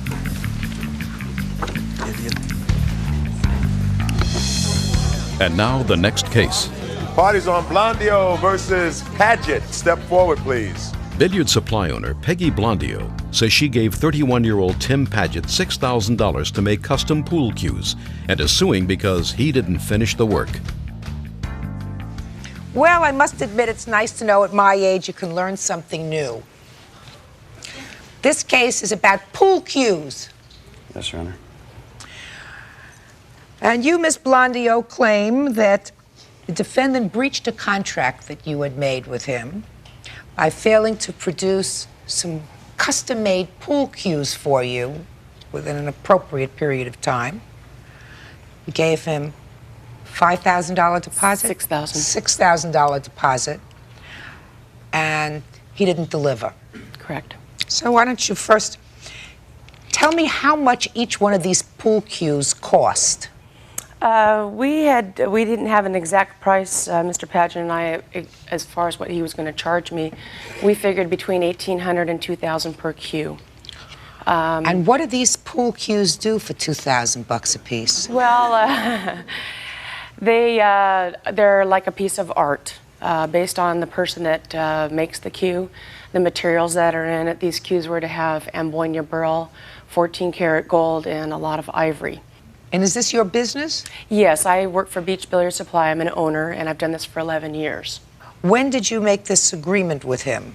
I gave Mr. Paget a check on August 9th, 1996. The verbal contract went into agreement at that point. My store manager, Ken Harity, was the witness to that and was involved in deciding what the cues would be made out of and whatnot.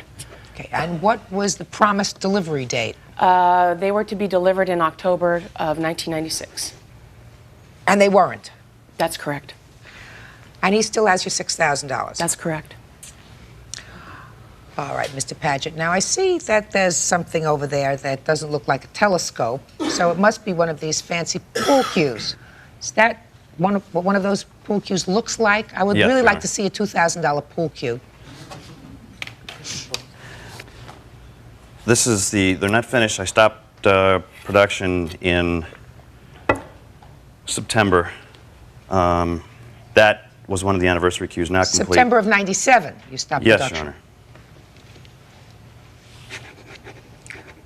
Bert, could you get that?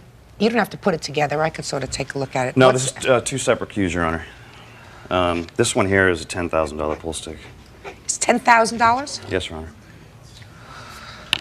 It can't fit on your finger, does it? No, it can't. If it can't fit on your finger, it ain't worth 10 grand. Well, it certainly is lovely.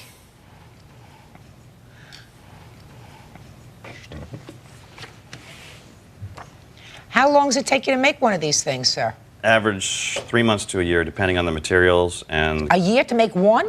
Yes, Your Honor. No, you can't. You got to be kidding me, sir. No, Because that's if you not charge, correct. shh, don't help. Because if that were true, then you only make $2,000 a year. No, Your Honor, a lot of the time is just sitting time. When you have a large amount of money invested in materials, as I do in these cues, they sit for 3, 4, 5, 6 months before I put the actual gold in, the ivory in. Why do they sit? Because cues warp. They warp, and then if I was to sell a cue for $2,000 and 3 months later the person comes back and says the cue's warped, I have to replace that cue. So it's got to sit and sort of ripen with age. Exactly, Your Honor. Judge Judy continues in a moment. Did you say, I'm having trouble with material, I told her can't get the material, you can either wait or I'll give you your money back? Did you say that to her? No, the money was Right. sent. Real cases, real people. Judge Judy. Peggy Blondio is suing pool cue maker Tim Paget because he took her money and then broke their agreement by failing to make 10 custom pool cues. Now, you took her money in August of 1996. This is correct. And you stopped production in September of 1997.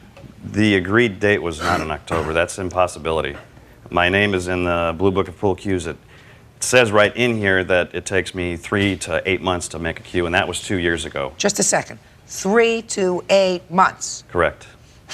So August, September, October is not is not something that's out of fantasy, sir, because even according to you, 2 years ago, when you first entered into a contract with her in August of 96, you say that you could make a cue between 3 and 6 and 8 months.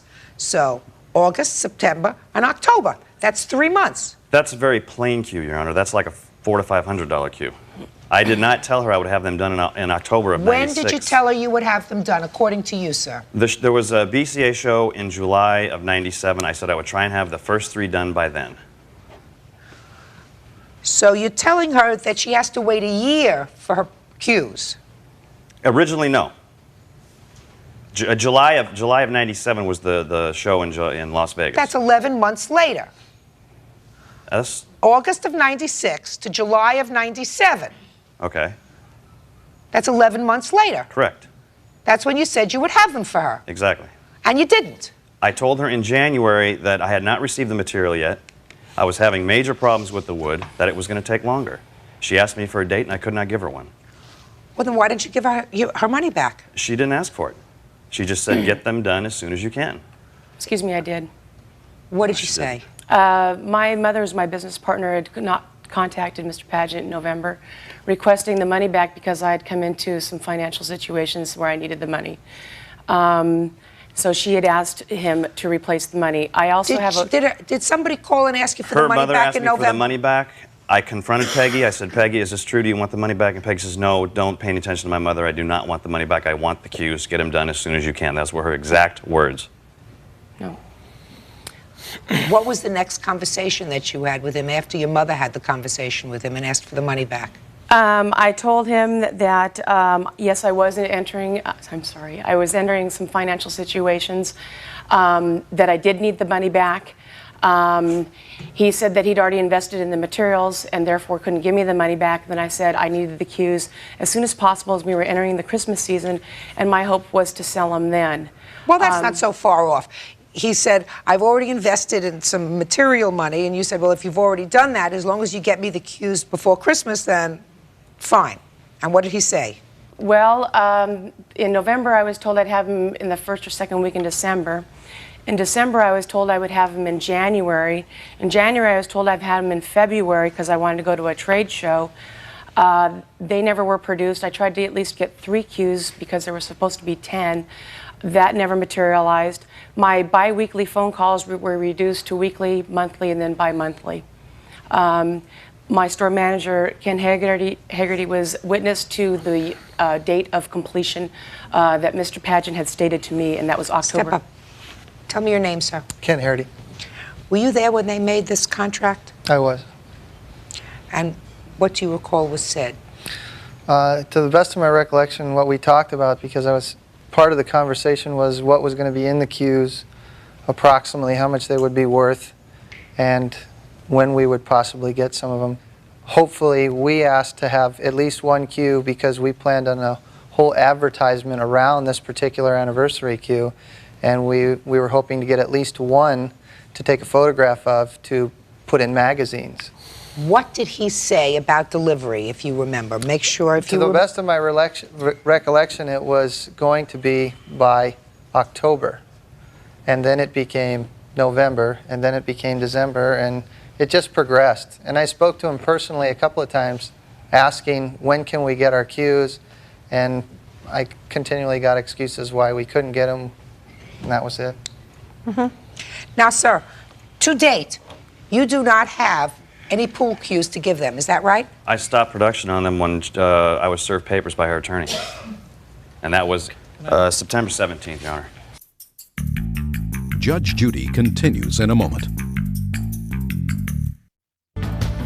Did you say, I'm having trouble with material, I told her I can't was get the material, you can either wait or I'll give you your money back? Did you say that to her? No, the money was Right. spent. I have receipts for over $5,000 worth of material that was sent out. Just a minute, that's not her problem. You made an agreement with this lady to make pool cues for her within a reasonable period of time. According to you, that was, according to the book, 3 to 8 months. And 8 months after she gave you $6,000, she still had zippo, nothing. So you breached the contract. You got to give her back the money. My limit is $5,000 here. Judgment is for the plaintiff in the amount of $5,000. That's all. Woo! Parties are excused. You may step out. Judge Judy continues in a moment. And on the next Judge Judy. I'm extremely pleased with it. I think that it was a fair decision. The judge obviously doesn't know what she's talking about, so. I'm just pleased that it turned out the way it did.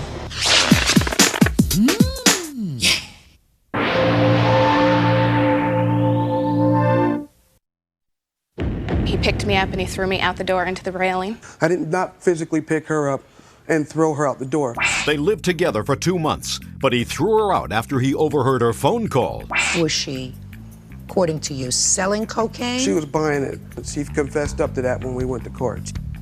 Does that have a ring of truth to it? Yes, it does. Good. Assaulting her during an argument. Order, all rise. Quiet in the courtroom, please. Your Honor, this is case number 333 on the calendar in the matter of Sullivan versus Smith. Parties have been sworn in, Judge. You may be seated. Have a seat, sir. Miss Sullivan, your complaint alleges that the defendant assaulted you. Yes. Over a year ago. Right. And you're suing him for the hospital bills. Right.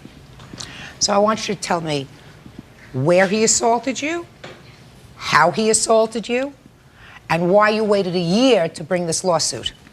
Ron and I had known each other about 5 months, or we were together for about 5 months. After 3 months, we moved in together.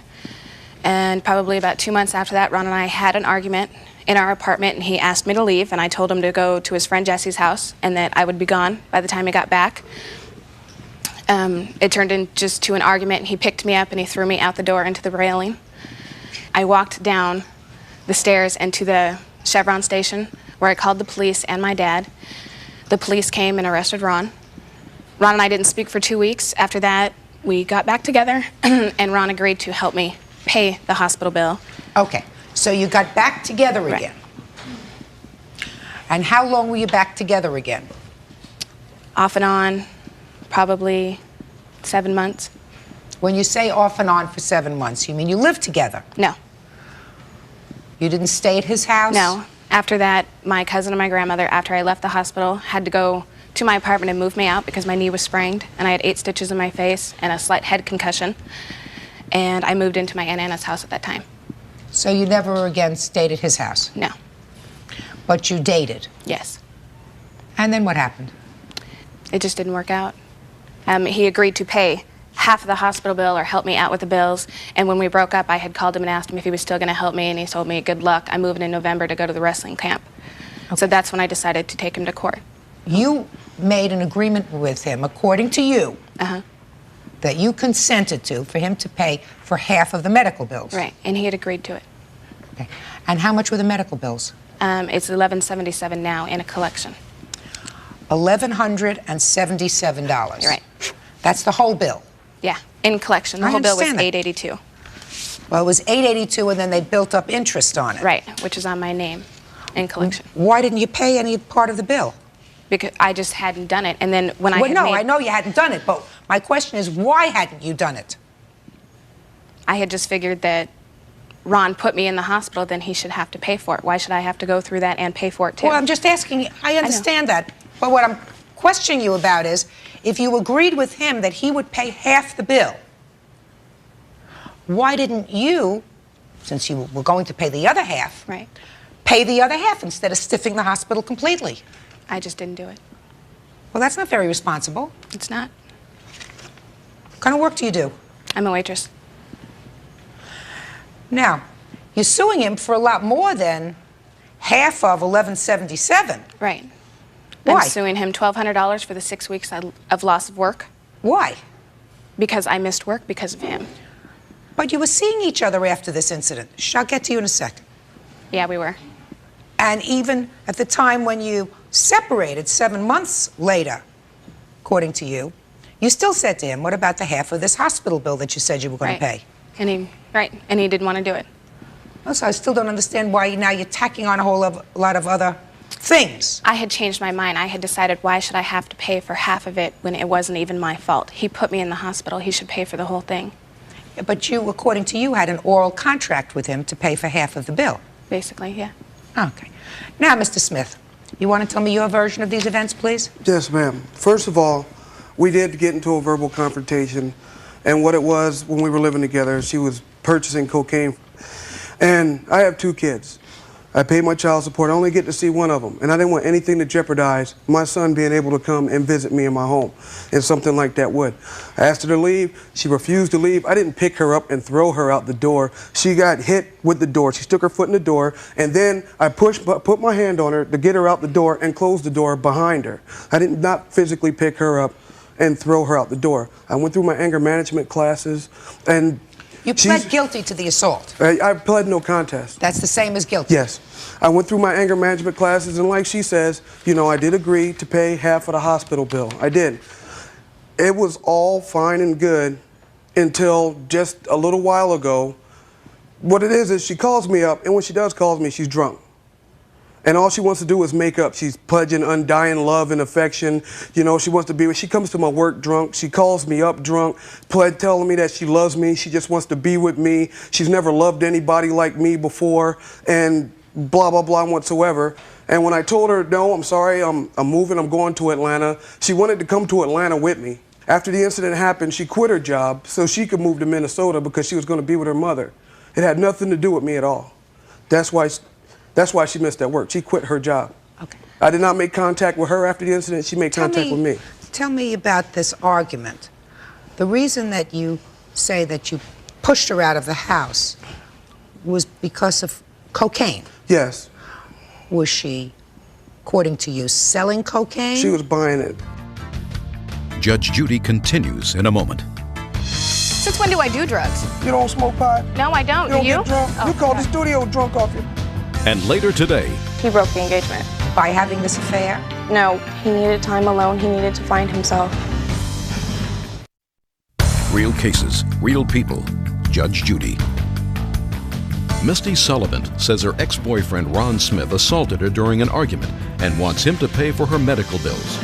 Ron doesn't deny he injured Misty, but says they agreed he would pay only half of the bills. Tell me about this argument. I tell her, I don't want this in my home. I told her that when she got off the phone. We argued about it. I don't want this in my home. Like I said, my son comes over. So the next day, I go to work and I come home and she's on the phone with one of her ex-boyfriends that she's making this cocaine deal with. And I told her right then and there, don't do it in this house. I don't care if you go down to the payphone down the street. Don't do it in here. And that precipitated this argument? Yes, ma'am. Now, Ms. Sullivan, I just want to ask you one question. Does that have a ring of truth to it? Yes, it does. Good. So, that's what the argument was about. Well, say nothing. That doesn't excuse the fact, madam, that he put his hands on you. No. That doesn't excuse that. That's saying that he has a right to have you out of his house.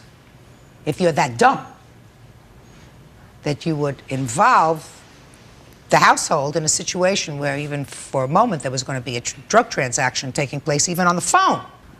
That still doesn't excuse her, someone of your size, from giving her a shove outside, and she was clearly injured, right? Yes, ma'am. Yes, ma'am. All right. So, somebody's got to pay for that. According to what she says, and according to what you seem to acknowledge, that you had agreed to pay for half of the medical bill. Correct? Yes, ma'am. That was your agreement? Yes, ma'am. Well, you didn't pay and she didn't pay, so the only one that got stiffed so far is the hospital that provided the service. That doesn't sound fair, right? Right.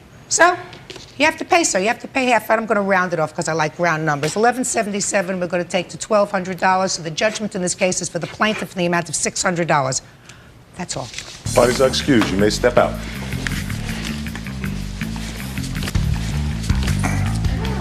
Let's back to your rep. I think the justice system is the best in the world. Thank you, Judge Judy. I'm sure she'll find something else to give me hell about before I leave. I got like another week or so. And now the next case. Parties on Urea versus Snyder. Step forward, please. 21-year-old Christy Urea says she and 24-year-old Christian Snyder were engaged to be married until she caught him cheating. She's suing for credit card bills and wedding expenses. How old are you? 24. Young looking. You're lucky. Thank you. But not smart. Because according to this complaint, you were engaged to the boss's daughter. That would be me. And you had a little tryst with somebody in the office. And then the engagement was over. And she says that you owe her money from all the things that she spent for the wedding and some other credit card bills. And you signed a note. And then she said you didn't pay. Is that what this is about? Yes, he stopped paying. He had been paying for a while. Okay, so that's pretty much what this is about. Was he working for your father at the time that you became engaged? Is that how you met him? No, it's not. Because becomes important in this story later. He said he was coerced into signing this note. So who was he working for when you met him? He was working for an automotive shop somewhere down in Montclair. As a mechanic? Yes, I believe so, yeah. And how long did you know him before he came to work for your father? Probably a little over a year. Is that right? That's about right, yeah. And what kind of business does your father have? An automotive repair shop. So it was the same kind of business? Yes. And what were you doing for her father? Working as a mechanic? Yeah, and also helping run the office. Do you have any brothers? Yes, I have a brother. Does he work in the business? No. Do you have any other sisters? I have a sister, yes. Does she work in the business? No. So there you have a business that could grow into a business that's yours. Did that ever occur to you? Yeah.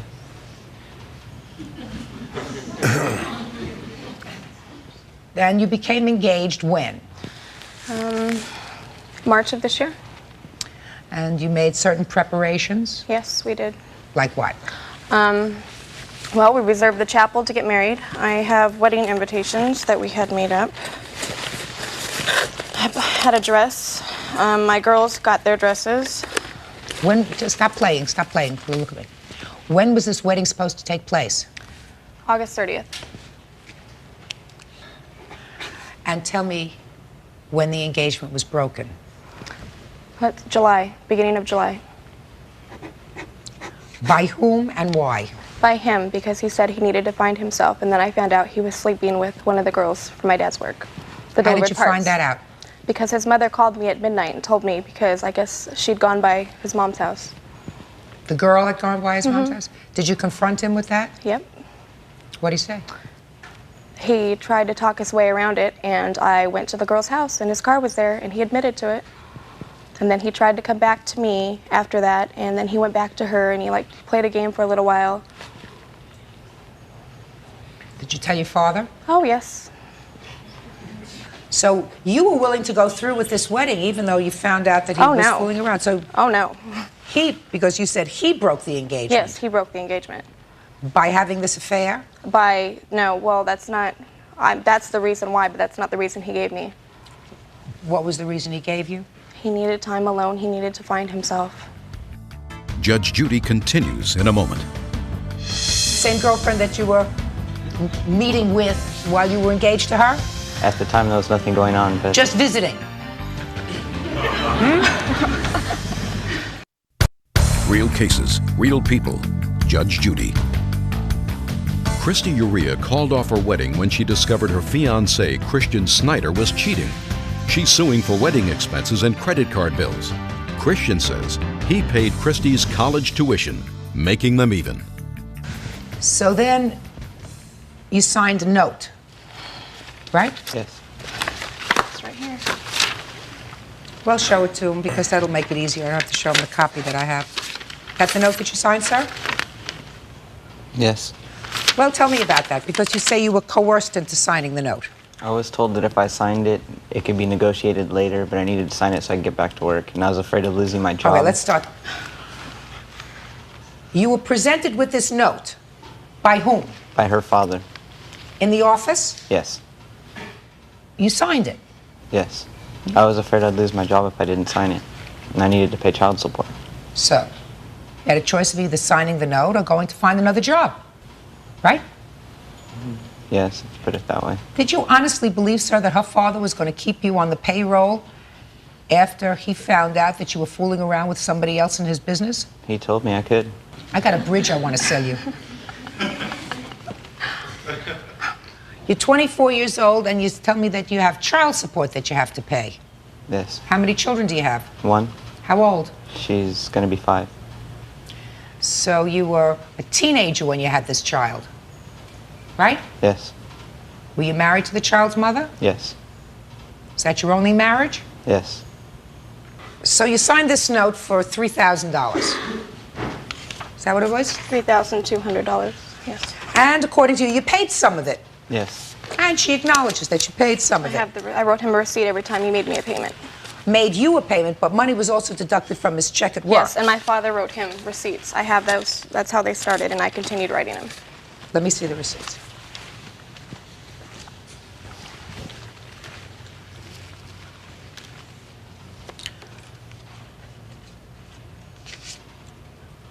Well, the last one was in September, right? Mm-hmm. And there was a balance due of $2,294. That's correct. And you're still suing for $3,000. Yes.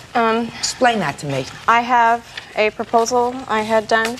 He kicked holes in my wall and attempted to fix them. When? The last month that we were together, when he started acting really bizarre. Before or after you had him sign this note?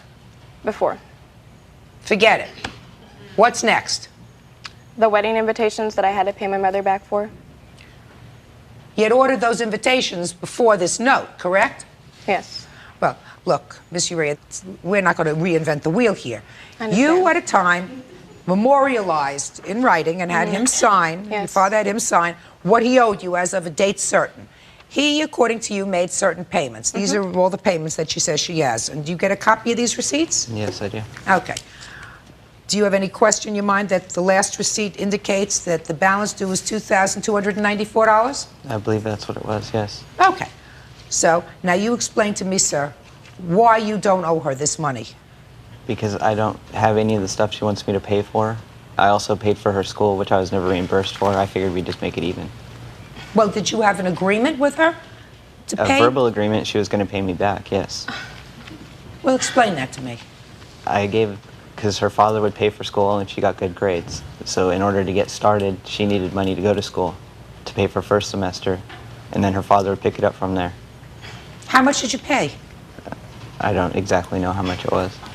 Well, if you don't know, I don't know. I believe it was maybe $200, including books and stuff. Give me another reason why you don't owe this money. The first one I'm shelving. The whole time we were together, I was also helping her on her credit cards and stuff like that. Just from the past year, I have almost $2,500 in canceled checks and stuff to her credit cards. So? That's not You both true. used her credit cards. You're clutching at straws, Mr. Snyder. You signed a note for $3,200. You're 24 years old. You've been married once, divorced once. You're the father of a child. That's the end of the story. If you had said to me that our father coerced you into signing this note because he took your left ankle and tied it around your right ear, right? And he was torturing you, that's against the law. Well, you don't know her father. I mean, he has called me threatening me that he's going to come take it from me and stuff like that. You mean when you didn't pay? Yeah. Well, that's a different story. When you didn't pay, I'm talking about when you signed the note. And according to you, you felt coerced into signing this note because you were afraid to lose your job. Not only that, her father is extremely intimidating. What do you mean is extremely intimidating, sir? He just is. He's very Like me? hot-tempered. Huh? Actually, he's more intimidating than you are. Judge Judy continues in a moment. Listen, you signed a note, you have an obligation to pay it. It's as simple as that. Not smart to fool around like that, Mr. Snyder. You living with anybody now, sir? Yes. Who? My girlfriend? Same girlfriend that you were Yes. meeting with while you were engaged to her? At the time, there was nothing going on, but... Just visiting? Hmm? All right, what's the bottom line here? Judgment is for the plaintiff in the amount of $2,294. Thank you, that's all. Thank you. Parties are excused. You may step out. Judge Judy continues in a moment. And on the next Judge Judy. You came crying back to me because you were so confused, because you're so distraught at the age of 24. Yeah, who showed up at whose house at 2 o'clock in the morning? Yeah, to Thank beat you. your little girlfriend up, that's why. He did this to his ex-wife, he did this to his other ex-girlfriend, and he owes all kinds of women money. So women everywhere can look at him and know this is the kind of guy he is. He's a man, a real man. No. Look at how she's acting now. It just kind of shows how she was at home, too.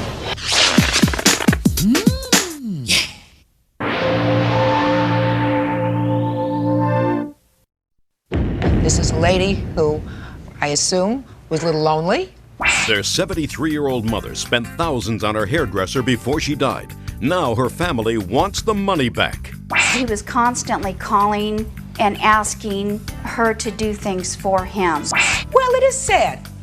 However, it may... Miss Flores, your mother died suddenly. How old was she when she died? 73. And you claim at the time of her death, the defendant owed her money. Yes, that is correct. Tell me what makes you think he owed her money and why she gave him money. Okay. At the time of her death, we went through her financial matters, and with her checkbook and her bank statements was her ledger. My mom was a bookkeeper for 45 years. My mom would not just knowingly give him a gift and write it down. I mean, if she gave a gift, she would not write it down. So you can't go in somebody else's head. That's correct. Even if they're no longer here. Right. So you found her ledger. Yes, I did. And with this ledger, I found his name, Donald Smith, of which I didn't know. I knew of him, but I've never met him before. How did you know of him? By my daughter, Tammy. Tammy had gone to dinner with them one evening. And my mom paid for dinner, which Tammy thought was kind of strange that he wouldn't pick up a tab, being a man. I mean, it just common sense. Anyway, from there, from Not dinner... in the 90s. Okay, from dinner, they went gambling. Well, from there, my mom was pulling money out, giving him money to gamble. And Tammy goes, well, that's kind of strange. When she came back home, she said, something strange is going on here. I said, what do you mean? She said, well, he's taking money from her. Well, I mean, I didn't think anything about that till I found the ledger saying that there were bills incurred for Don. Doctor bills, loans to Don, more doctor bills, Mervin's charge cards. Also, she had just recently purchased you furniture, of which my mother also kept a daily log of telephone calls that were made to him, saying whether he called, whether he didn't call. It seemed like when he had his appointments, he would call her. She would also take him to work on a daily basis, which was like across town. They live in Las Vegas. She lives on the east side of town. He lives in North Las Vegas. So it was quite a commute for her. So what? And I mean, what does that mean to you, Miss Flores? I mean that he was constantly calling and asking her to do things for him. So what? Was there anything wrong with your mother's mind? There wasn't at the time of her death, not that I know of. And she was 73 years old, which today is not an old person. Right. She was killed in a car accident. She hit a tree. So let's just talk about the money that she gave him to go gambling, when they were out to pay for dinner and that sort of stuff. It was her money, wasn't it? That is correct, to give, yes. So that's really none of your business. That is correct. So, and I assume that you don't suggest that you're looking to recoup that money from him. Absolutely not. Only So- what was borrowed. Well, so that what I'd like you to do is to show me in the Okay. ledger where it says loan. Okay. Okay? It's right here. Because that's primarily what I'm going to look at. Right, it's right here. Also, here are credit card bills, of which it says Dawn owes for these, that were in her ledger. And here also is the furniture that she had purchased a month before she died. Well, where does that say that that was a loan? It does not say it. Well, it just says Dawn owes for this. Who wrote Dawn owes for that? My mother. Let me see. Okay.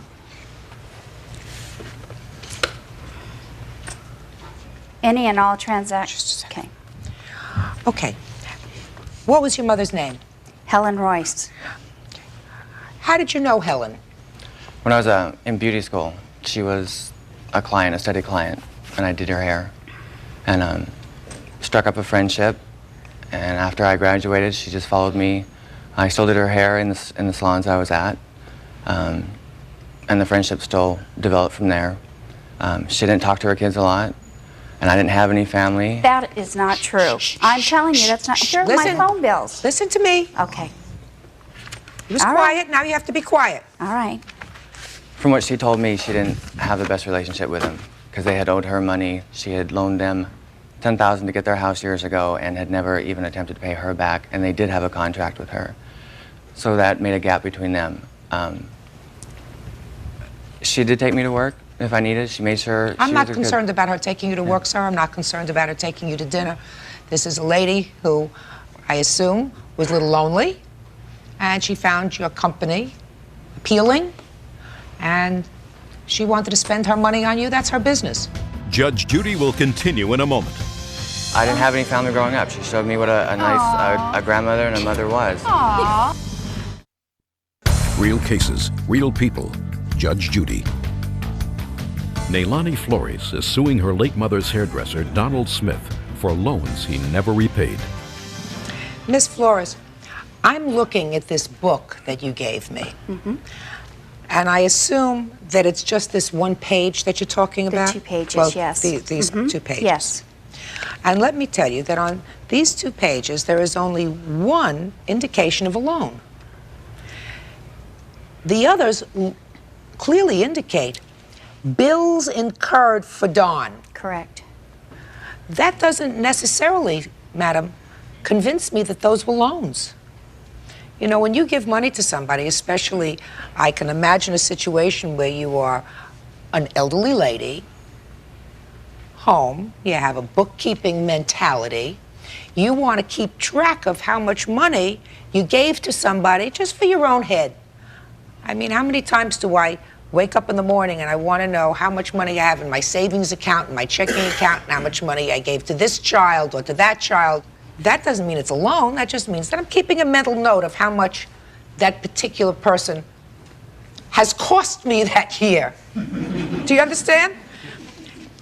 It could just as easily have been that's written in this book, because there is one place where it says loan. That's correct. $450 according to your mother. He still owes her $400 from this. Now, this piece of paper that it looks as if it's written in the same hand. That is her writing, yes. Right. But there is also no indication that this was a loan. Right? That's correct. But if the money wasn't owed, she wouldn't have written it down. I don't know that. I think that you have a difficult time. You're going to have a difficult time proving that. Now, when you say this is a piece of paper that says Dawn owes this. That's correct. $11,396. Of which we're still paying the bills for her, yes. Okay. His clothing receipts. There were many more receipts that weren't included. Just a second. I'm looking for her handwriting on here, because I do see one, and it seems to match the handwriting in her book, in her ledger, on this credit card. There's several Mervyn's receipts for men's clothing, of which are for him. Well, just a second. You have to understand something, madam. What I just said to you was, there are certain things that clearly your mother had denoted as loans, owes, loans. And all of this. And and certain things on which there are no notes. They were all included in that book, though, Your Honor. You know, pinned inside together. The I only credit see card one note receipts. of hers. Right, they were all pinned inside. Paper clipped inside. What? There were also What I think she's trying to say is that my mother-in-law was keeping track of the bills and anything she'd spend on them, and that what she's trying to say is that those look like they were all incurred as a loan to him. Looks like is not a loan. Okay. Sir. Looks like is not a loan. Okay. It has to be clearly marked. He says that they were not loans. He says that they were gifts. Is that what you're telling me? Yes. They But weren't clearly, gifts, Donald. Miss Flores, don't talk. Miss Flores, don't That's talk what's to him. wrong with the elderly, Don't- though. That's how they're getting ripped off. Miss Flores, sometimes you're absolutely right. And sometimes a lady who is 73 years old, living far away from her family, and I assume you live far enough away so that you didn't see your mother a couple of times a week. Is that a fair statement? Correct. If she has to pay for some companionship by buying a present or by giving a shirt or by buying furniture, unfortunately, that happens. And then when there is a tragedy like this, the family feels as if their parent was taken advantage of. At the time your mother was alive, I guarantee you, she didn't feel as if she was being taken advantage of. She was having a good time. Did your step up here. You went out to dinner and you went gambling with your grandmother and the defendant? Yes, I did. Did your grandmother look like she was having a good time? Sure. Right. How many times did you go gambling with your grandmother? Every time I went up there. Well, how often was that? Once every couple months. Whenever I made it up to Vegas, I'd go. So once every couple of months, you took Grandma out for a spin. Yes, How many I times did. did you go gambling with Grandma? Usually once a week. I took Grandma. Grandma didn't take me. It doesn't make any difference. But she was living from check to check to check. And then by the time of her death, as you can see, she started out with $35,000 in the bank. 2 years later, she depleted her savings. Now we have bills that we're paying on for him. Just a second. You don't seem to understand something. It's her money. Judge Judy will continue in a moment. You make me nauseous. If this camera went on, I swear to God, my dad would knock out. I swear to God. Real cases, real people. Judge Judy. Neilani Flores is suing her late mother's hairdresser, Donald Smith, claiming he swindled her out of thousands of dollars before she died. You're not responsible for your mother's debts. You know darn well that you're not under the law. So if you have to pay out any money for her, it's being paid out of her money. What money? There's no money left. Then if there's no money left, madam, then you don't have to pay anymore because children and grandchildren are not liable for the debts of their parents. I'm certain that your lawyer told you that. This is her money. If she wants to go gambling with him and give him money 5 nights a week because that makes her happy, it may not be smart, it may not be preserving her estate, but she's lonely and she's not going to live for every 2 months while when her granddaughter decides to come up and pay her a visit and take her out to dinner and gambling. That doesn't mean he's necessarily a nice person. I'm not even suggesting that to you. And I'm not suggesting that he didn't take advantage of her. He probably did. I think so, too. Absolutely. I know. Why not? A lot of people take advantage of the elderly. That's sad. Well, it is sad. However, it made her happy. Why was she paying his rent if he had a However, job? it made your grandmother happy. If she didn't want to do it, she wouldn't have done it. She was of sound mind, and if she had to pay for an occasional escort, which is what he was, and he said that they were really good friends. Bull. However, if she had to pay for it so that she had company a couple of times a week, that made her happy. Why are you complaining now?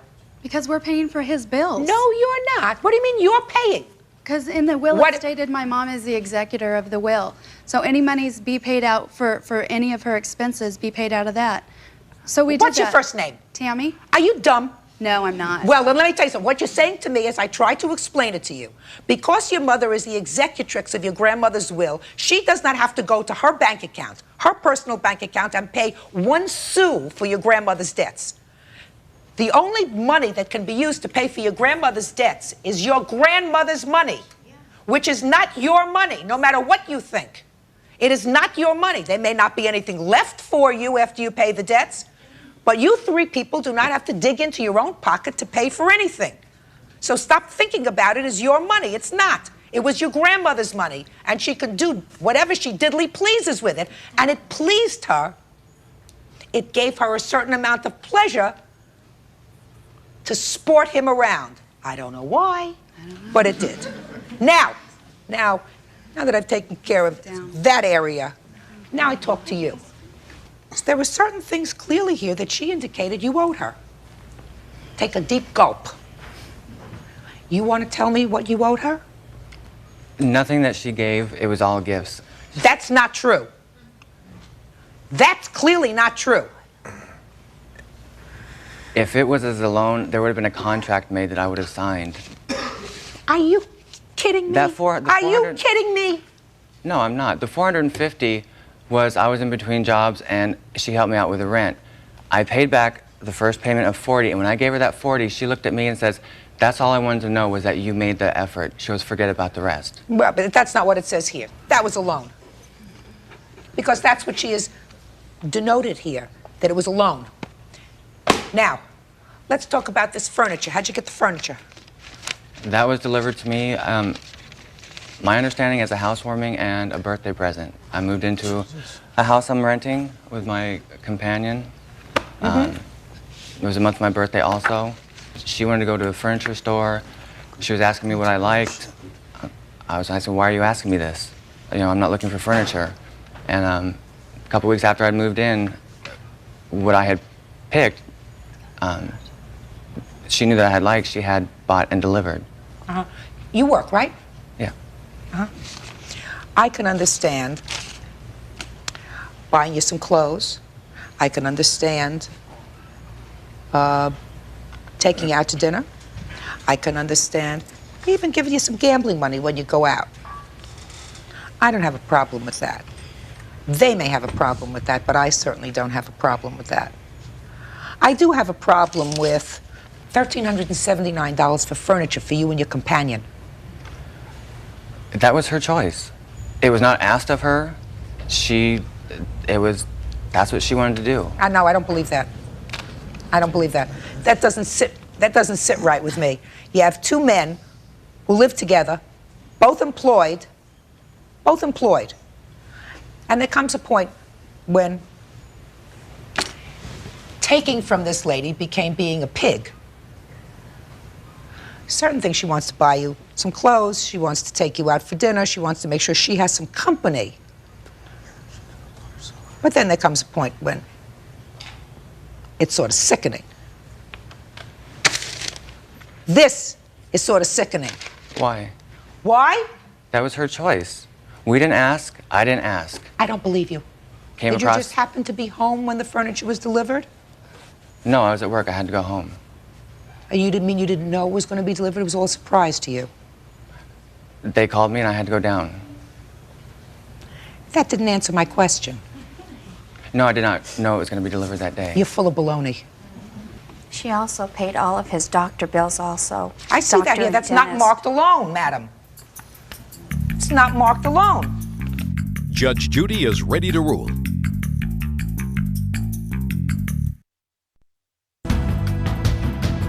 You're never going to recoup all the money that you gave him. It's not going to happen. But you should have at least some comfort in knowing that your mother had a good time. She did. She had some young people around her that made her feel good. Your mom didn't call an escort service and said, "Send me somebody to have a good time with." They treated her nicely. They showed her a good time. They probably made her laugh. They gambled together. She probably enjoyed going to a casino with them better than going by herself to a casino. You know that that's true. And they took financial advantage of her. It's been happening for ages. But you don't recoup that unless there's some clear indication or some common sense, like with this furniture. Shirts and stuff I can understand. But a house full of furniture for two working men, I don't. God.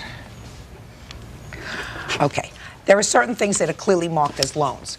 I'm counting up only those things, and I am including in it the furniture. Okay. Because you're sitting on it, you're sleeping on it, you're going to pay for it. And all those things together come to $2,104 judgment for the plaintiff. That's all. Thank you. Parties are excused. You may step out. Judge Judy will continue in a moment. And on the next Judge Judy. Look at this face because he's going to prey on you next. Yeah. Evil little woman. Evil. Evil? No, you're evil. He had a free e-ticket right on the woman. He made her feel like they were friends. The woman never bought herself furniture in 20 years. She turns around and gives this guy $1,700 worth. Not going to happen. And she sat on it and she slept on it too. Oh, yeah, Oh, I'm your sure favorite she kid. did. You are. You are so Oh, stupid. you know me so well. I never want to see you again, and I wish to God I never saw you in the first place. And now I know why she stayed away from you for so long. Dad, Me, Dad? don't even go there. You'll see me again, pal. Makes you a real man that you You're prey not on even a old man. people. You can't even support yourself. What kind of law? Where's your family? I hope that this case has proved that, that there will be justice for the elderly, that they're constantly preyed on like people like you.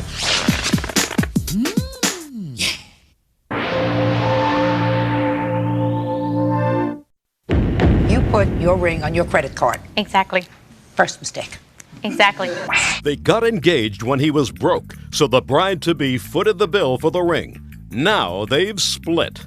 My agreement was that I was going to pay for the ring that I was going to get her, not something that she didn't approve Her of. former fiancé, Andy Villapando, for the money she put toward her engagement ring because he cheated on her. Andy says since Nadine bought her own ring, he's not responsible. Order. All rise. Your Honor, this is case number 288 on the calendar in the matter of Munoz versus Villapando. Parties have been sworn in. Judge, you may be seated. Well, this is a new twist on an engagement ring case. Miss Munoz, according to your complaint, you went shopping with this gentleman. Mm-hmm. You were becoming engaged, is that right? Yes. Yes. According to you, you picked out a ring that you liked. Mm-hmm.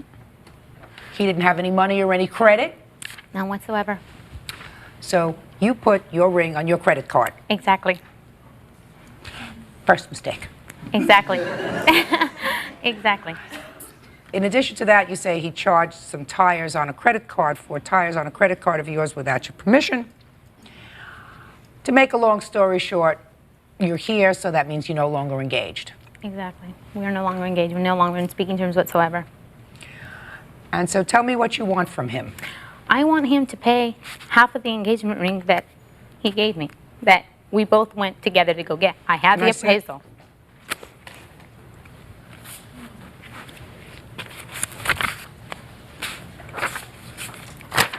I also have the appraisal on the ring. I'm with not interested in the Julie's appraisal. initials. Okay. I'm interested in the bill of sale. Okay. Where is I it? have the bill of sale. Can I have it, please?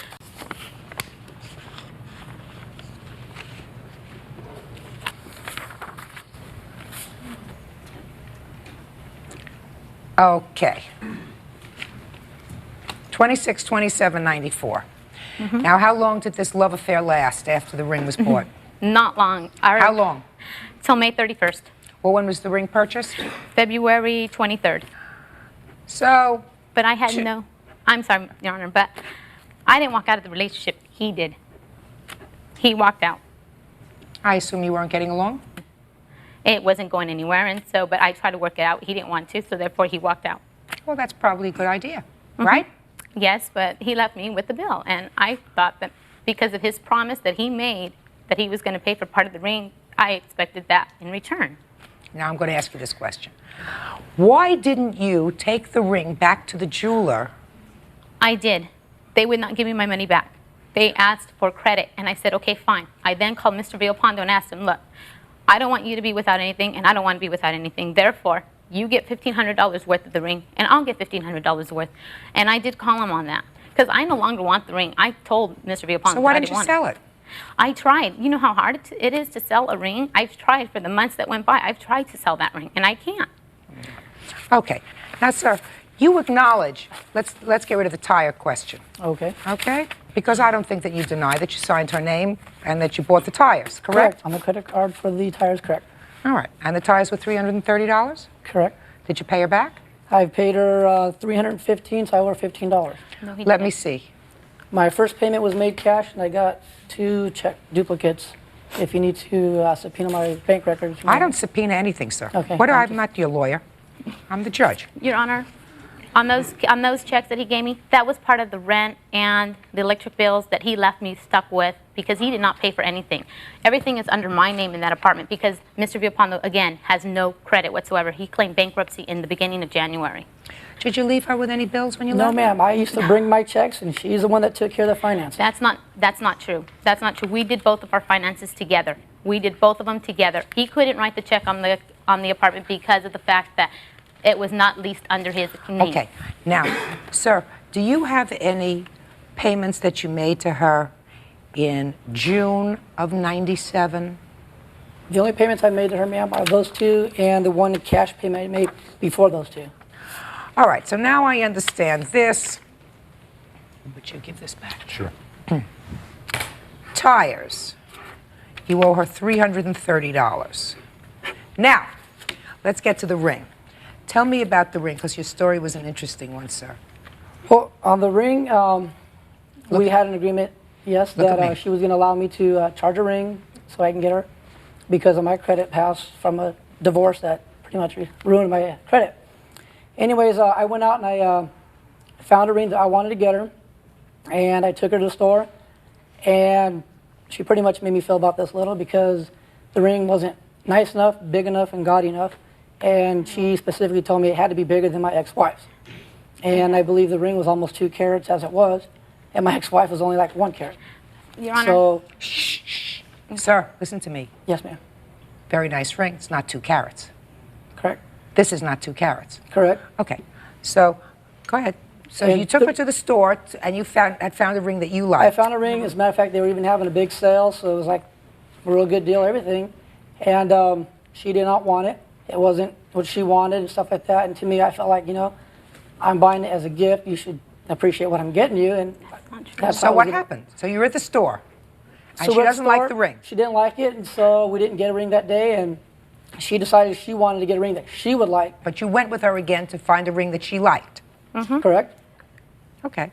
And when she finally discovered the ring that she wanted, she asked me what I thought of it, and I told her it's up to her. And that's where it went, and she bought it and signed for it. But you also promised that you were going to pay for half of it, or actually pay for the gift because it was a gift coming from you, considering the fact that you wanted to get engaged, Andy.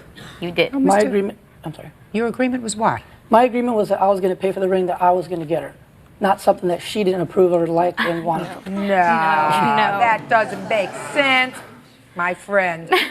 That doesn't make sense, my friend. Now it makes sense to you. Now it's a good story. Now I can understand that you went and found a ring, a little too small, not exactly what you wanted. She said she'd like something else. You went shopping with her again because I assume at that point you were still in love and you were planning on getting married, and at that point I assume you wanted her to be happy with the ring. That's why you went with her again. Doesn't look like anybody drags you any place where you don't want to go. And I assume that if the relationship had progressed and you married, that you would have made payments on this engagement ring that you gave her. It probably would have came out of a joint checking account, yes. Judge Judy continues in a moment. I can't pay a $3,000 ring on my income, and I know he probably couldn't do it either, but it was something that he promised to pay, and it was a gift from him.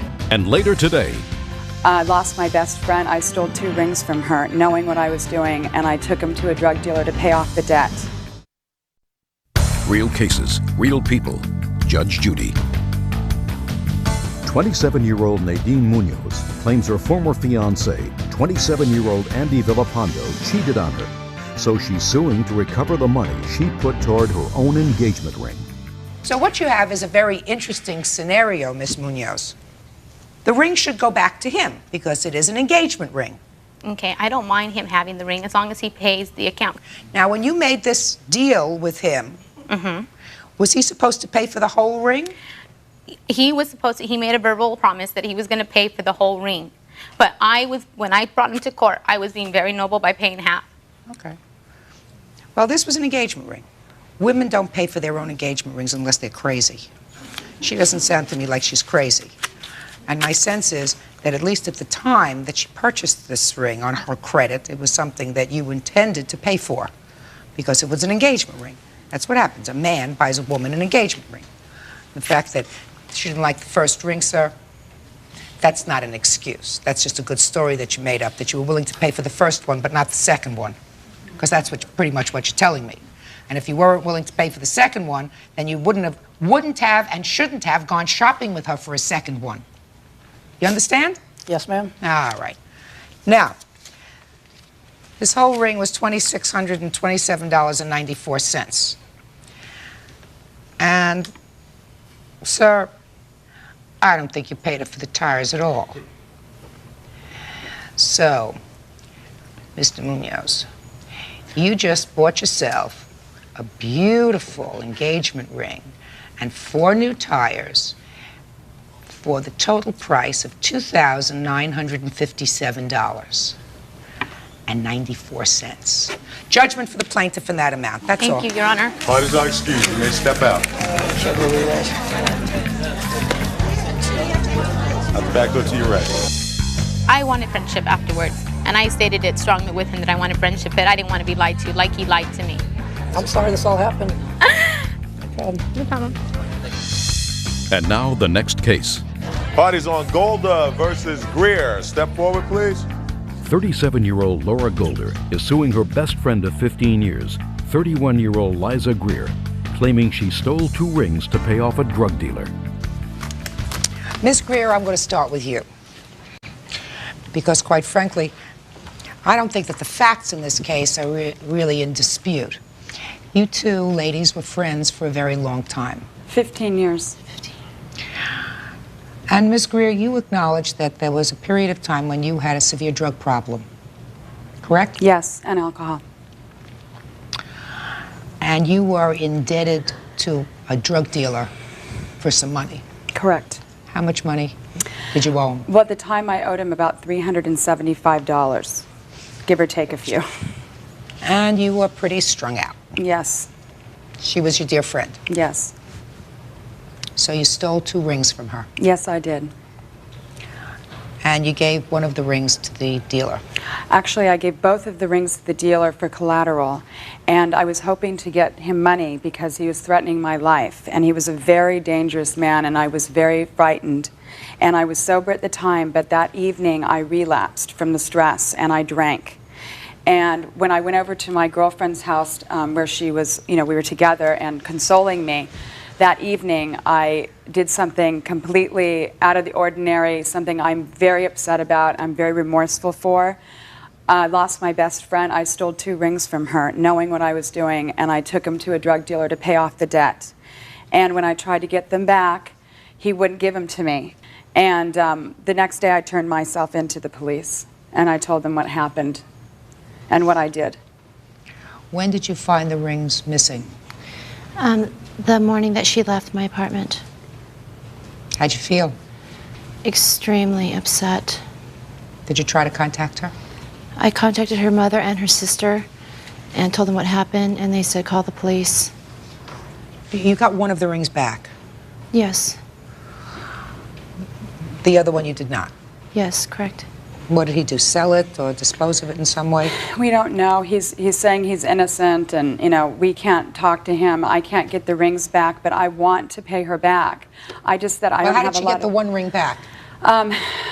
That's kind of on her part, and I'm not talking to her right now, so you need to ask. The police have it as evidence. But they're holding it, so that one Yes. you have. The only dispute in this case is to the value of the ring. How much did you pay for the ring? $7,000. I have the receipts and all the appraisal and everything right here. I'm not interested in the appraisal, just the receipt, how much you paid for it.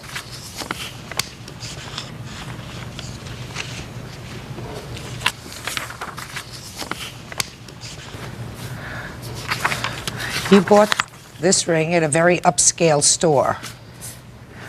And there were 2 pieces of fine jewelry that you bought. One was for $7,000, one is for $2,500. What were the 2 pieces that you bought? The $7,000 was the ring, and the $2,500 was the earrings to go with it. And you have the earrings? Yes. Just a lot of money to spend on a ring, but... Did you notice it was a charge card? I like to live over my means. I like to have what I like. Judge Judy continues in a moment. It was either taking your jewelry or going out and mugging somebody or getting killed herself. Because, you know, drug dealers can be, not can be, are despicable pun scum. Real cases, real people. Judge Judy. Liza Greer admits to stealing 2 rings, but says they are worth thousands less than Laura Golder claims. Miss Greer, I'm going to let you tell me in your own words what your defense is to this lawsuit. Okay. Okay, I'm not saying that I don't owe her the money because I took the rings. I'm taking responsibility for it. I've done everything I can and my possible means of helping her get the ring back and going to court, turning myself in. I just feel that the designer for the ring is what I'd be paying for and not the value of the diamonds and the gold. Okay. I just feel it would be, it's just ridiculous to pay for a designer. It's not ridiculous, but it's just, I mean, $7,000 for a designer when the actual ring is only worth Liza, $3,000. that's what I paid for the ring, though. Shh. Let me tell you this. What you're suggesting is as follows. If somebody steals a Renoir, you know what that is? Yes. And says, well, I'm prepared to pay for the canvas and for the paint that was used, but I'm not prepared to pay $5 million for this painting. I mean, because after all this painting is a canvas and some paint. I don't have to pay for the designer Renoir after all. She went to a store that is a high-end store. I'm not even going to mention the store. Shall I? No. But I want to tell you something. Anybody that buys a piece of jewelry in this high-end store, what I'm telling you is you're entitled to do with your money whatever you want to do with it. But I saw a picture of the ring. It's a nice little ring. Is all Really of it put nice together ring. worth $7,000? Who knows? But that's what she paid for it. And you stole it. And she doesn't have it back. And she's entitled to be made whole. Because whatever it is, she's out $7,000 and she doesn't have her ring because of you. I know. So, I mean, the limit of my jurisdiction is $5,000. She understood that when she came to this court, right? Yes. You've been in treatment? Yes. I've been sober ever since. How long? It's 2.5 months now. It's not a long time. No, but it's still longer than I had 2.5 months ago. I know. And I'm also on Prozac, and I've been with a psychiatrist, and it was a very sobering experience. And I'm pregnant, so it's devastating to me what I've done. And I've lost my best friend. Doesn't sound as if this was a great year for you. Next year will be better.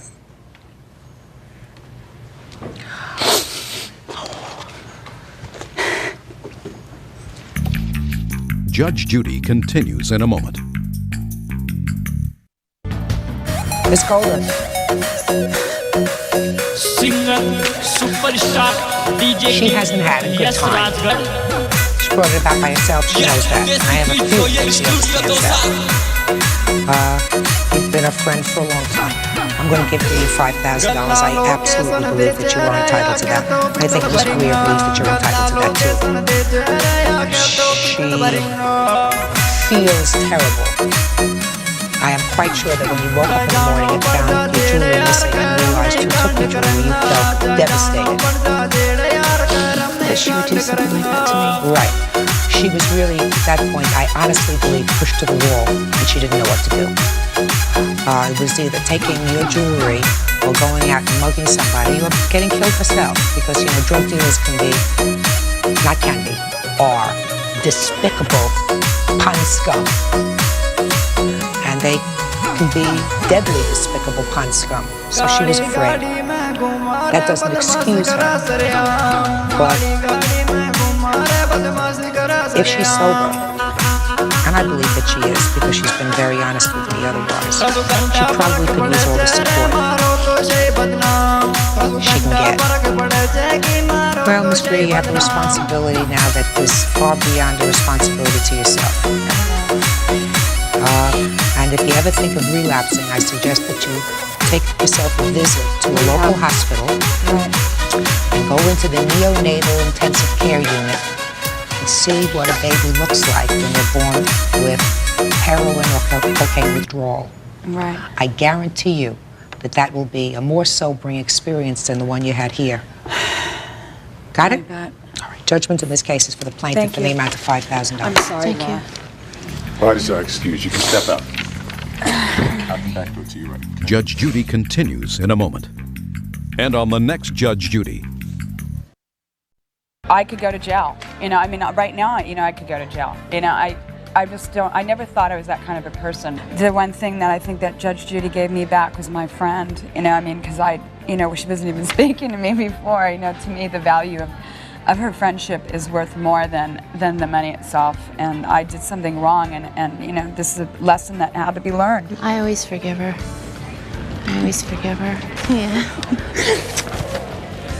I'm sorry, Mom. I know. Thank you, Judge Judy.